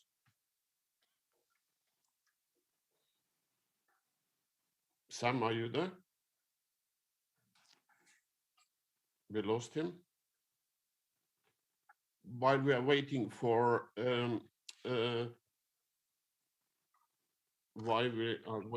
Sam, I could ask my question: is there a need for a special guideline in the Arctic Council and in the indigenous communities in the Arctic?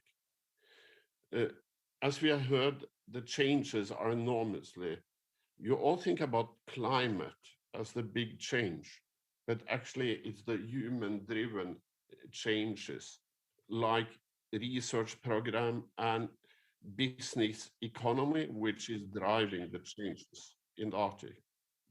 And that's why I'm asking you, is there really a need for a special guidelines for the Arctic?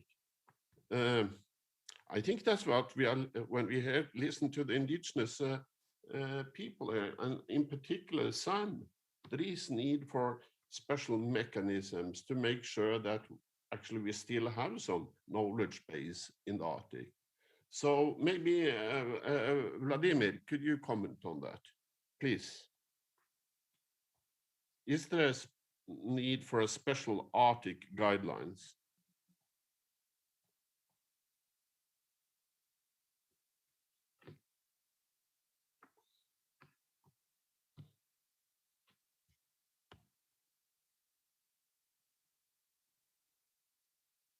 Did you got that, Vladimir? Krishkov.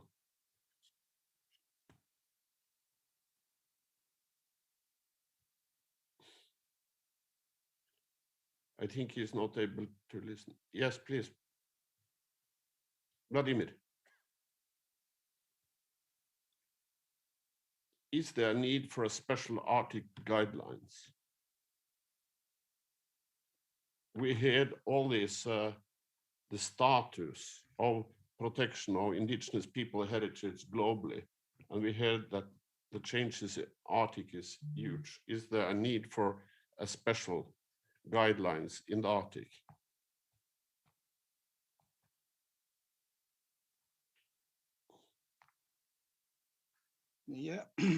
Вопрос адресован мне. The question is for me.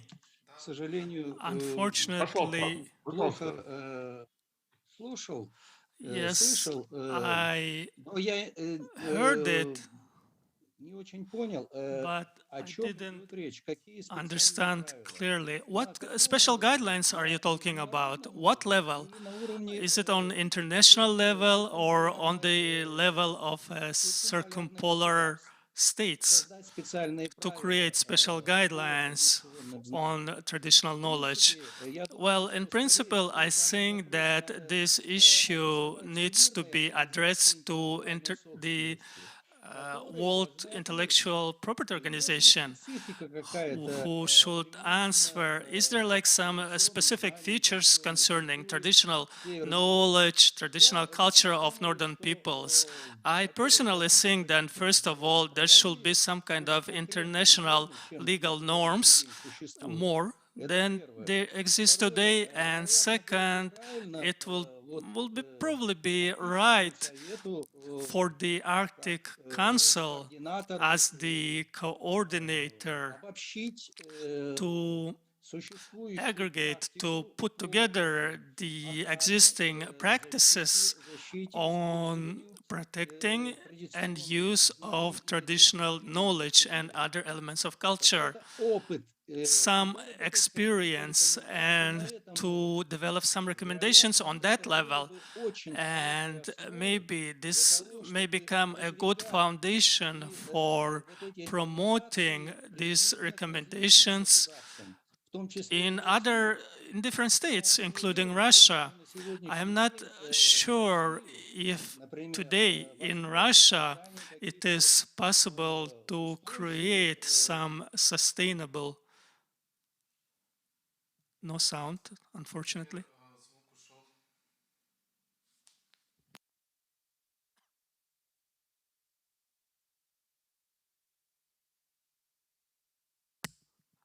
Unfortunately, I hear no sound. They cannot translate.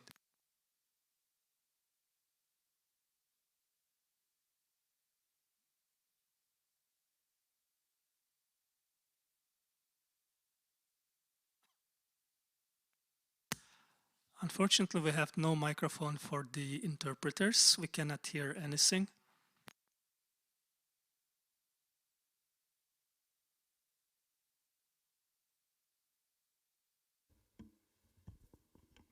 Dear participants of the webinar, we have technical problem. We're trying to fix it. Just let's wait a bit for technical support. We lost here the image and sound. So dear technical support service, please fix this problem.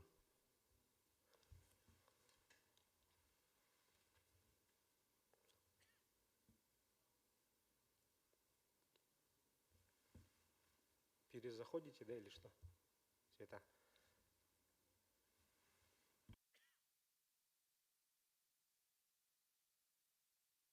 Yes, yes, and I can still hear my echo. So can you also solve, oh, there's the echo gone. Well, I was also in the chat box saying that maybe you let Aslak go first since he's the vice president, but never mind. I had some questions. First, thank you for good presentations. It was very rich discussions, and almost felt a bit sorry for the experts that they get so little time. It would have been good to have them being able to go more in depth of their expertise.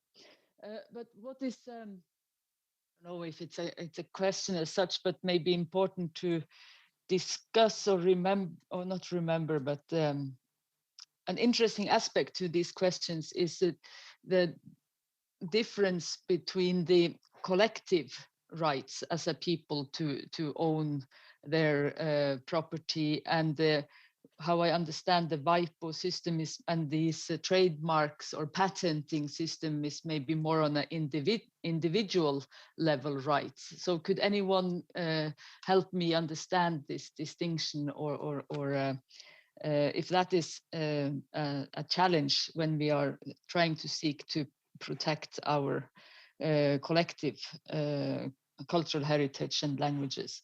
And I hear the chair is asking if there is a need for special guidelines for the Arctic, and that might be so, but I think we also have to ask, and maybe some of the experts in WIPO can respond to that, is it anything we can use this opportunity for these discussions we have in the Arctic to help the global discussions or negotiations on the indigenous people's rights to property, to their intellectual property, to move on or to develop, or if there are, I understand there might be some challenges in the WIPO's negotiations or discussions on setting a mechanism for protecting the intellectual property right of indigenous peoples. So not only asking if we need Arctic guidelines, but how can this process help also the global discussions? Thank you. Very good, Gun-Britt, as always. Nice, super. I invite all PP representative to ask questions to the expert panels. That's important. This is the opportunity. And Chief Gary Harrelson, you are the next one on my list, please.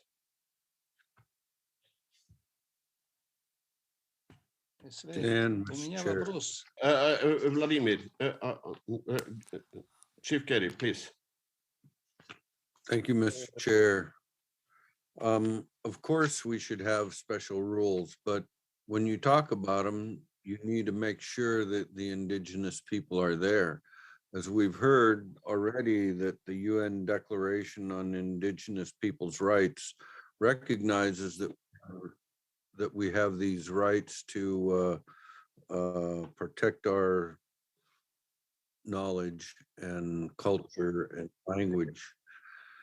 So that's basically what I wanted to say, is to make sure that, you know, it's up to the indigenous people.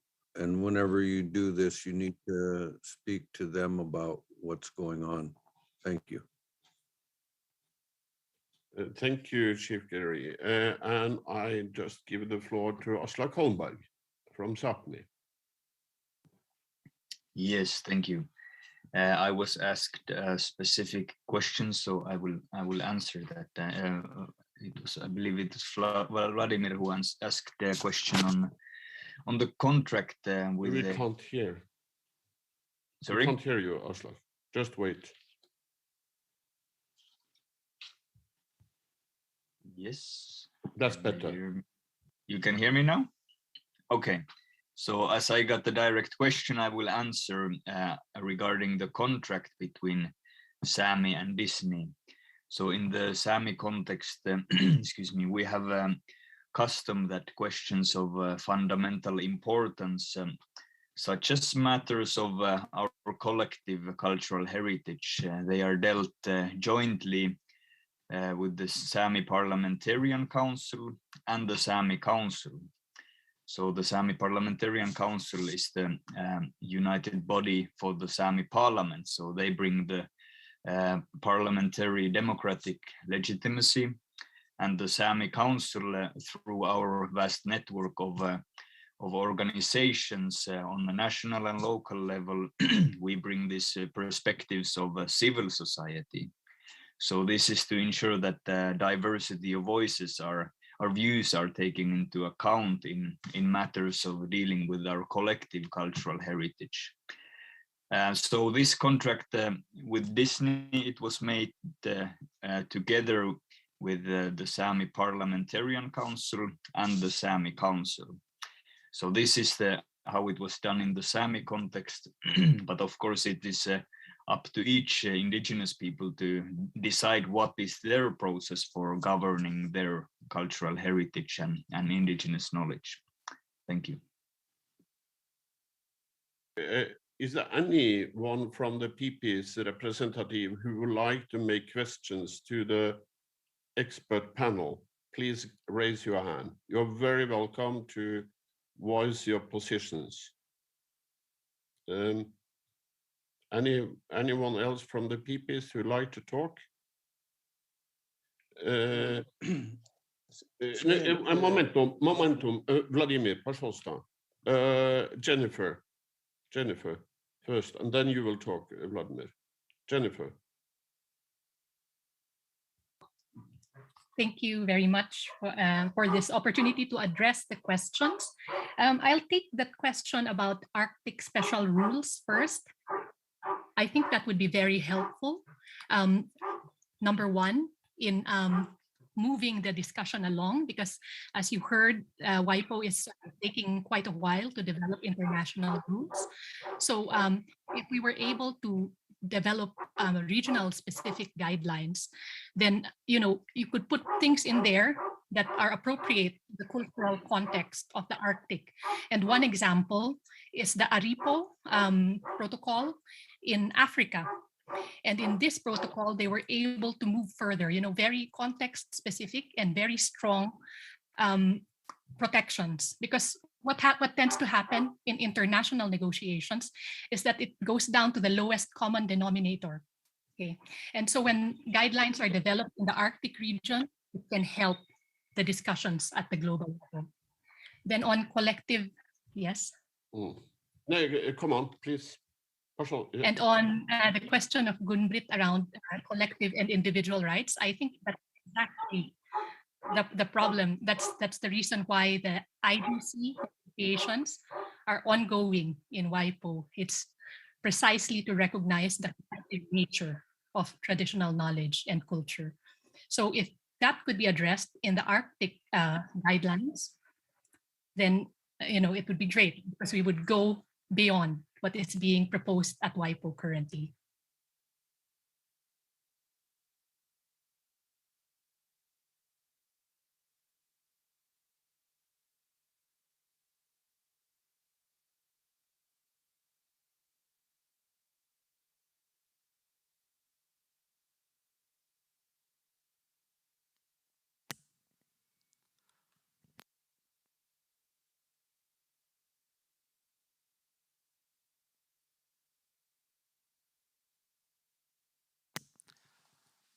Unfortunately, the speaker cannot be heard.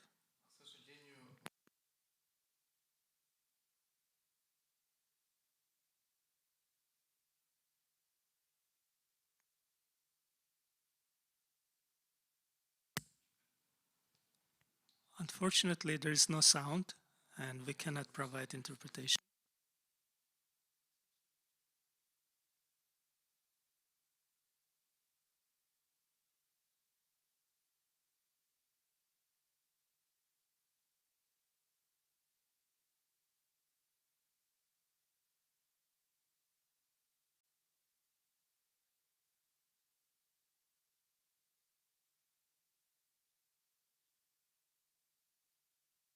Vladimir.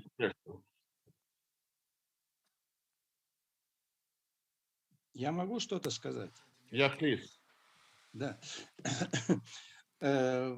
Ну, первое, было First, бы очень it will be very good в качестве образца if, привели вот этот as контракт, an который Сами example, this contract signed by the Sami with the Disney could be translated into English or our languages, because it can become as a kind of a sample of such relations for many different indigenous peoples.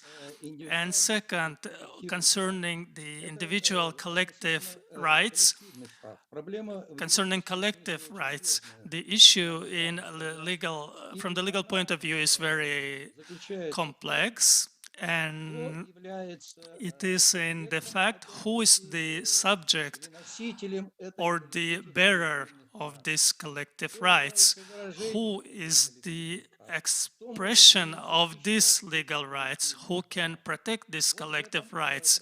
This is the problem. But this problem can be resolved if there is a will of the respective state. This is what I wanted to say. Thank you. Спасибо. Sergey Nikolaevich, пожалуйста. Спасибо. Свои коллеги. Thank you.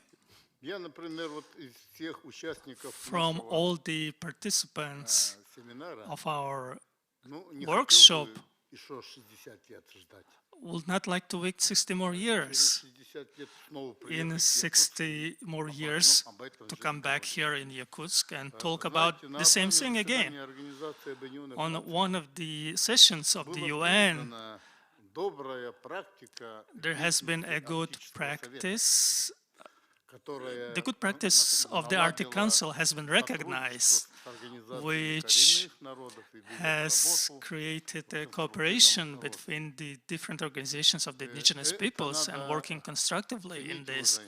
And this needs to be valued, because the Arctic Council, throughout its short history, has done much good, much constructive things for the Arctic territories, for northern territories, so that they could work together with the states and the indigenous peoples for the programs aimed at the sustainable development of the Arctic. And I think on this issue, we need to, at least twice a year, organize workshops and practical workshops, which would also talk about the experience of work of Arctic territories, and this will allow us to build capacity to see how this document should be done, this document on the rights of the indigenous people, on their property, intellectual property.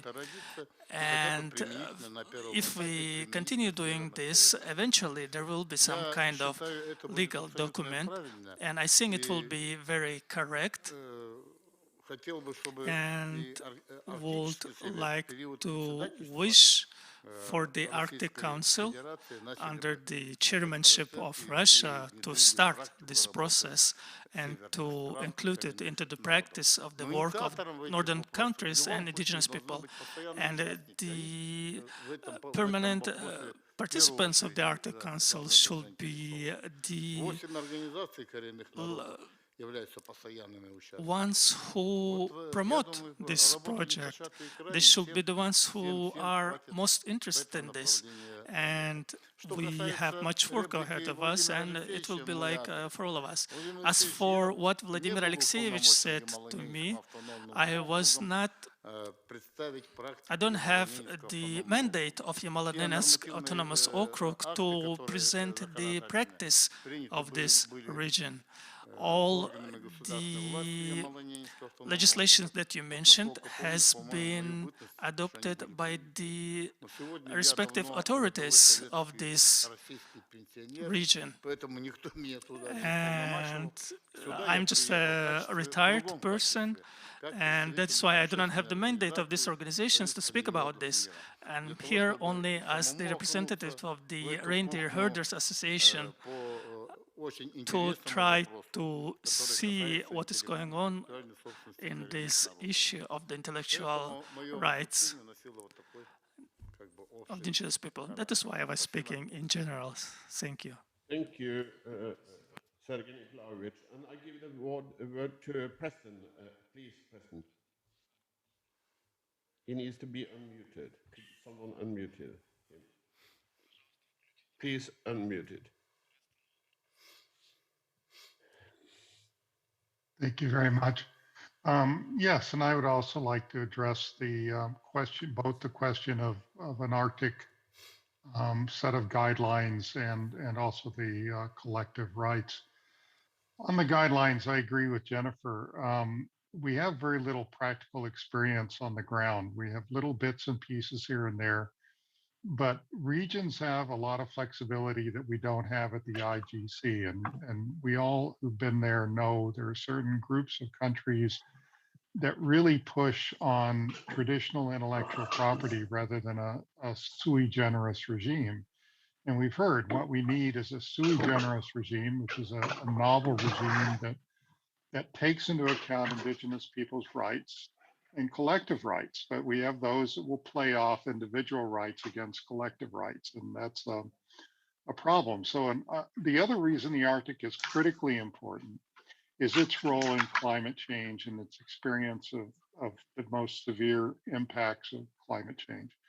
So right now, my impression of the Climate Change Forum is that they have not really taken up the lessons of the Convention on Biological Diversity or of the Intergovernmental Panel on Biodiversity and Ecosystem Services, or those that are working progressively to find a way to respect indigenous people's rights in research and so on. There's kind of a tendency to treat climate knowledge as something in the public domain.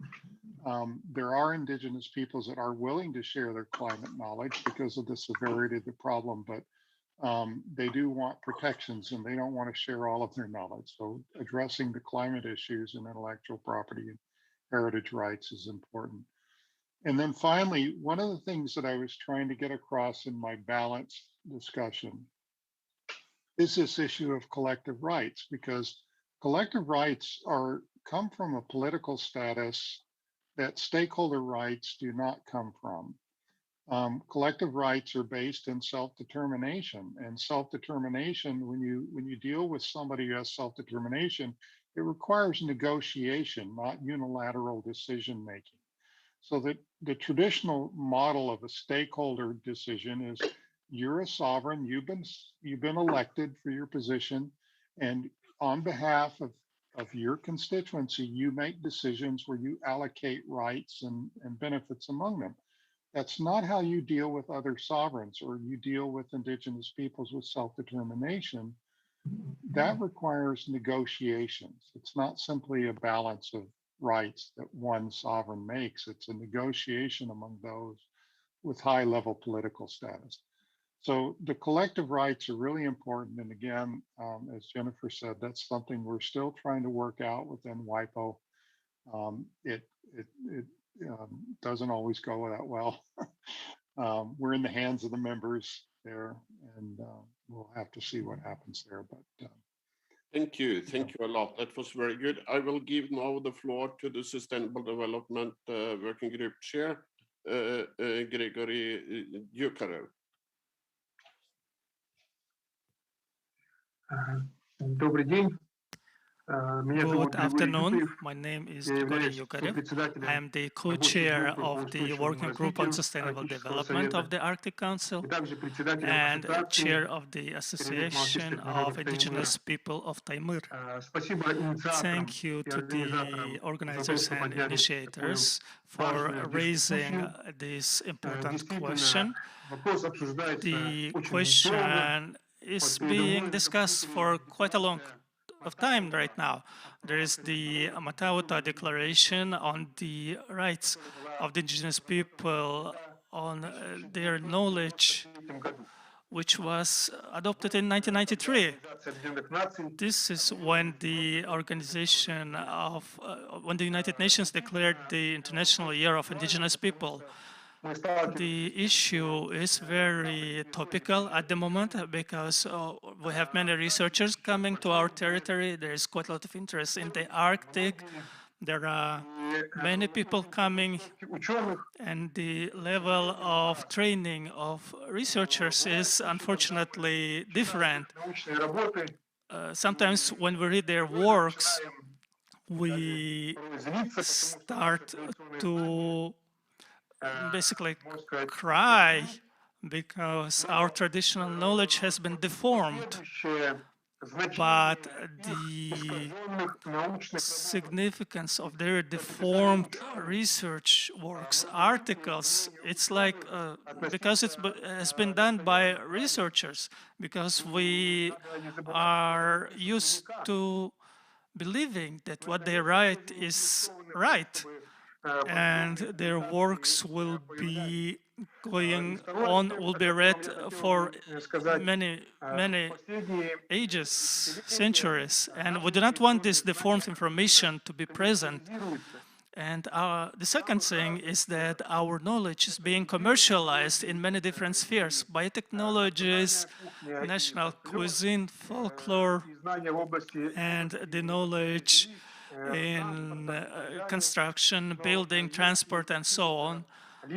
But if someone gives commercial benefits from this, I think that they should share their profit, because the original owners are the indigenous people. Thank you. Thank you. And then Chief Gary, please.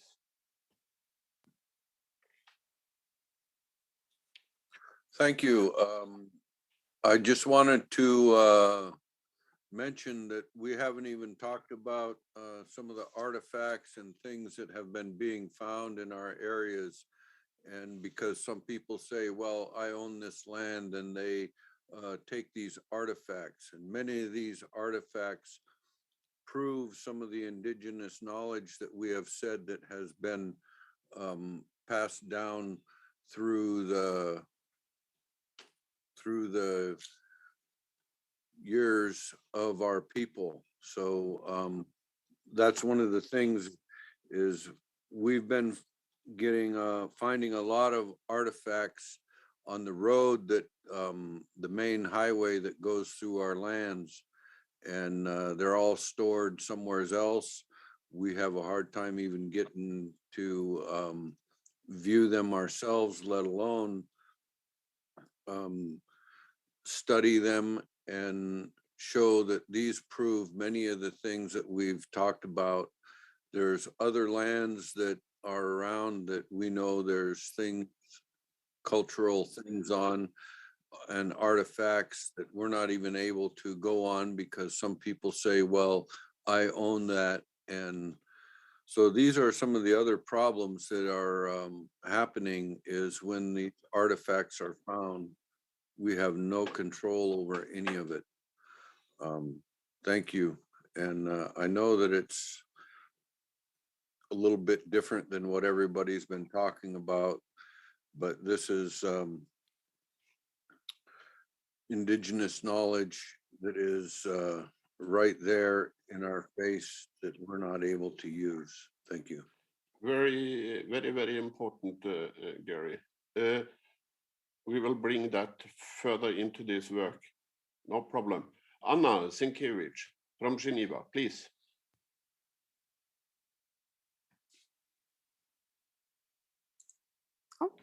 Okay, yeah. Hello, everyone. I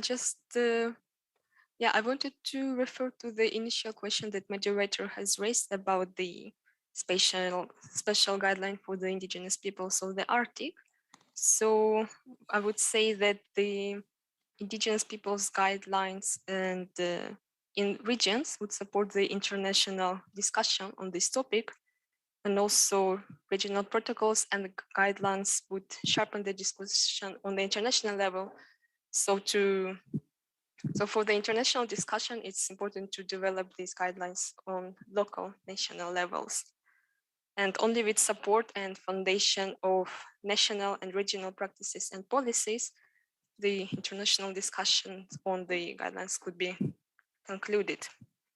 And that was my kind of a reference to the initial question. And thank you. Thank you, Anna. Very good. I will give the final word to Anders here before Jakutski's concluding. Is there anyone who from the panel or from the PPs who would like to ask the panel for something? Please raise your hand. If not, I leave the last word in this discussion to Anders Oskol. Anders, please. Thank you, Chair. And I'd like to thank all the contributors, the experts, the PPs, and our opening panel this morning. I think it looks like we have a good start on the discussion. We did not envision to have ended all discussions on all challenges today, of course. If I'm allowed to be a bit of a devil's advocate at the end of the day, bear with me for a second. You see this picture in the back of me here? That's my family's reindeer herd. Now, if one of these animals are ill, it will not survive the winter. So it means we kill it before the winter sets in. It's brutal, but it is the reality of reindeer herders. And for that reason, we do not name these animals. We name driving animals that we have tamed, yes, but we do not name the single animals in this herd, because otherwise we will not be able to make the correct decisions, because winter will kill those who are ill. Now, we have heard about the aspects of collective rights and the discussion on Frozen 1 and 2. And I think insofar as the agreements have been made with Disney, this is a fantastic opportunity to show the world the heritage and culture of Sami people done in a way that is not misrepresented. And I think that is a great achievement, very great achievement. But still there are those who are skeptical to misrepresentation of animals as people, Disneyfication, if you will, of animals. And so this brings me back to the discussion on who is part of making such agreements. And I'm very happy to, I note that Aslak has also put the link to the agreement in the chat, and that's very convenient. We will have a look at it.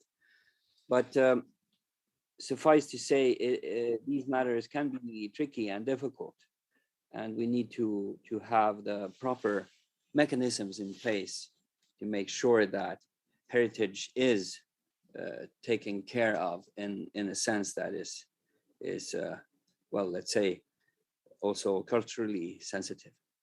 But that was me being the devil's advocate, I'm sorry, at the end of the day. But I thank all the presenters for their great presentations and perspectives. So thank you. Thank you, Anders. I'm sure we get back to that discussion when this is going to be followed up. I will give the final concluding word to the special Indigenous envoy to the Arctic Council. In the Arctic Council Russian chairmanship, Dr. Mikhail Pogadayev. Please. Thank you, Svein. Dear friends, well, I think that we had very successful and very productive discussion today. We worked hard, and I think that we have heard many interesting ideas, many interesting information and insights related to the topic of our discussion. Of course, it will be difficult for me to conclude all the statements and presentations, but I would like to thank all the presenters, all the speakers of the opening session, of the session of Indigenous Peoples Organizations, and also expert session. It was very valuable. All your ideas and thoughts were recorded, and we will continue to analyze, to work on the results of this webinar. And I would like to just shortly try to make some notes. Well, first of all, I have to say that we are very glad that we established a good contact with WIPO, with World Intellectual Property Organization.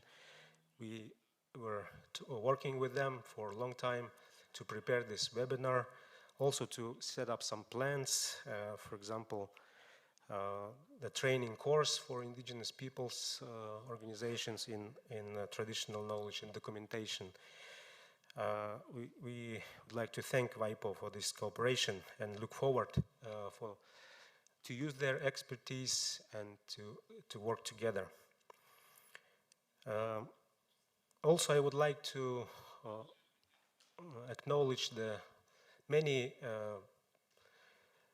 interventions about the link between Indigenous peoples' traditional knowledge, cultural expressions, genetical resources, with the traditional way of life. And many of you underlined that if we would like to protect and if we would like to develop further our cultures, our languages, our heritage, we should also do it in a proper way, and also the foundation for Indigenous peoples'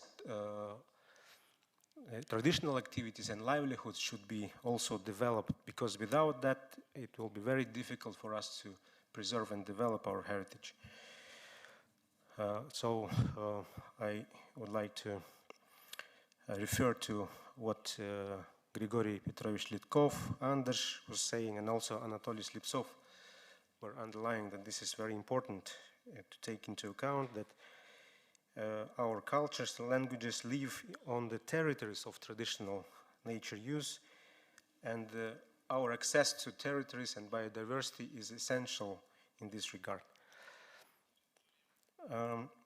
We've also heard many concerns of Indigenous peoples today about the digitalization of linguistic and cultural heritage, and the risk of improper use of our intellectual property.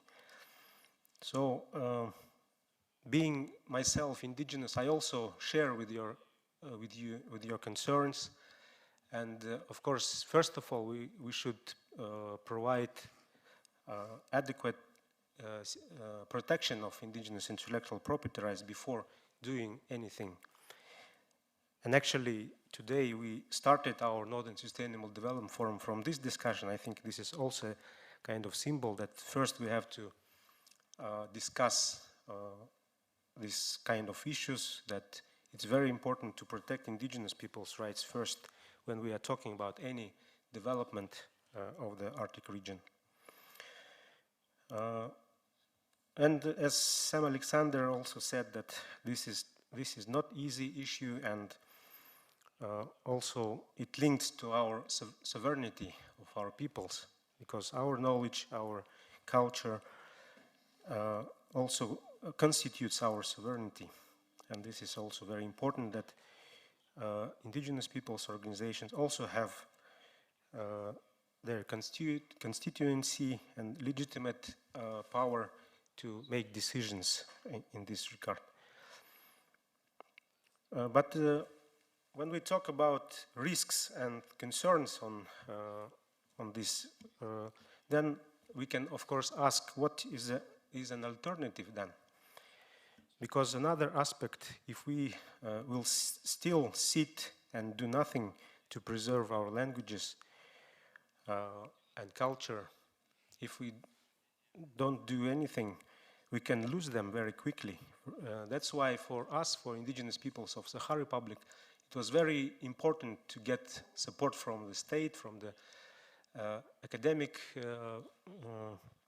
society, try to at least preserve disappearing languages, disappearing cultures. For us, it was very important to take this time to digitalize information from holders of this knowledge, from this language and culture. So we think that there is also an aspect of urgency in this issue, because if we will wait until we will adopt the international framework legislation on how to protect, then there will be nothing to preserve left. So I think that also time is important here. Also, President Harrelson made very important talk about ethics. This is also very important, and also I think that our research community should respect and use the best ethics standards to work with indigenous communities. Also, it was very valuable comments from Nigel from UNESCO on impacts of climate change and the need for new generation of knowledge production, and that this issue is very complex. Also, I would like to refer to Anatoly Sliptsov, who was saying that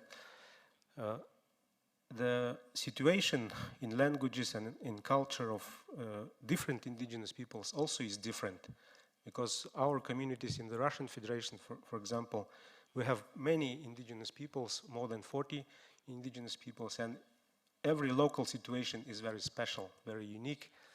We have some communities which are isolated for many years and very difficult access to information, to knowledge, to this kind of projects. So I think that this we also have to take into a very important account. But to conclude my conclusion, I would like to say that maybe there is a time for Arctic Council, for indigenous peoples of the Arctic, to take a leadership in this issue. And some of you said that, yes, the guidelines for the Arctic probably is possible, and probably it will help also to move this forward on global level, global scale. So maybe we could work together now to do the to make some mechanisms to protect indigenous people's intellectual property rights. We have now this project, digitalization of linguistic and cultural heritage of indigenous peoples. This is already Arctic Council project, and of course when we were developing this project, we knew that with this project we will dive into very deep waters, very complicated issue.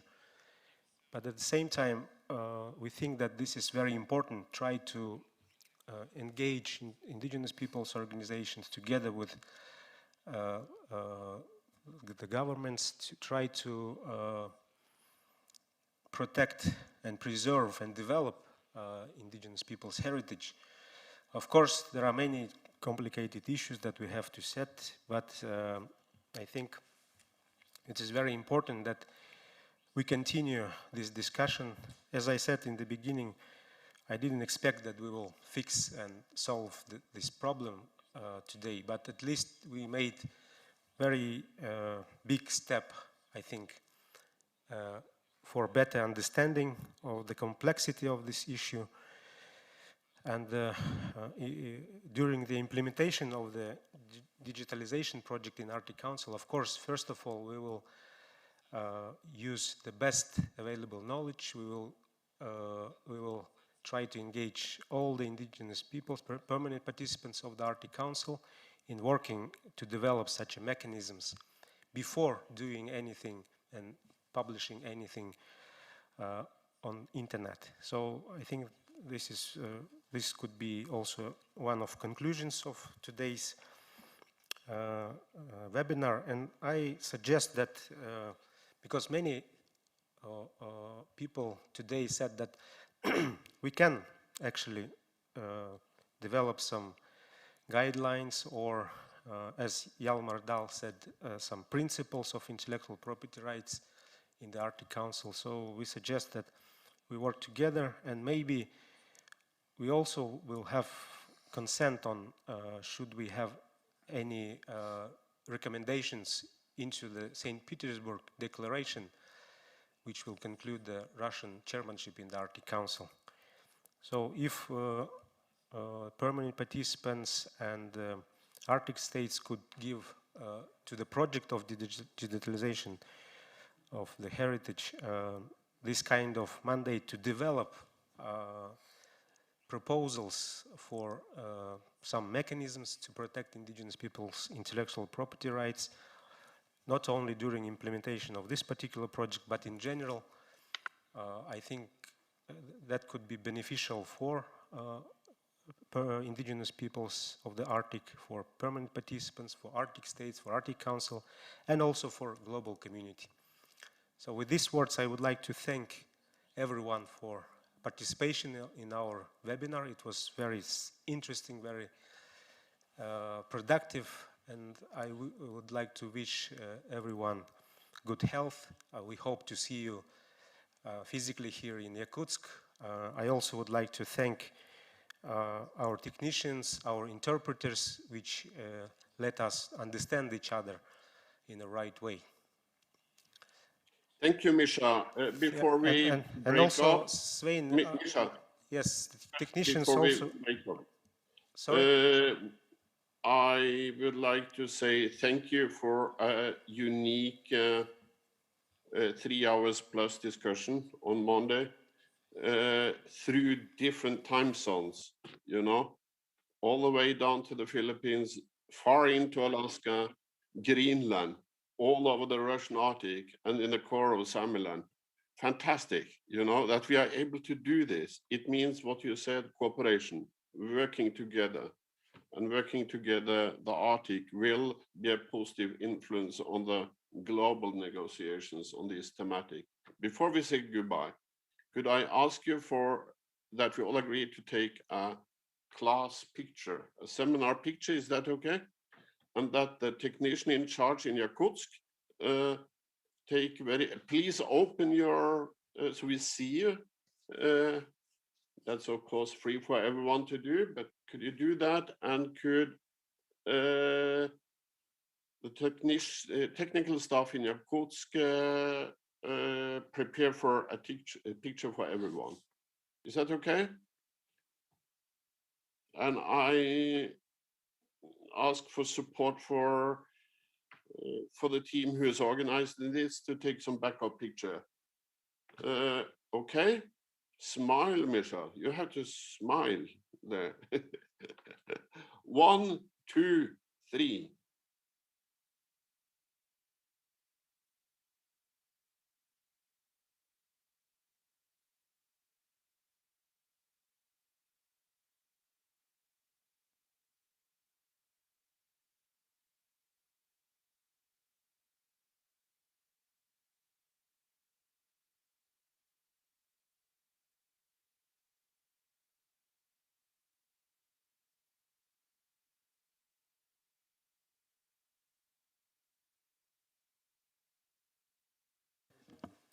Okay, thank you, Svein, for your kind words, and I would like to thank everyone. See you next time in Yakutsk, next Northern Sustainable Development Forum. Thank you very much. Bye-bye.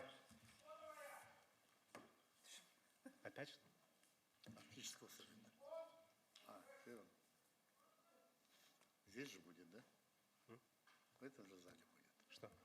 Северный форум. Ну, в разных местах. Это просто одна из площадок. Мы сейчас сегодня поедем, да?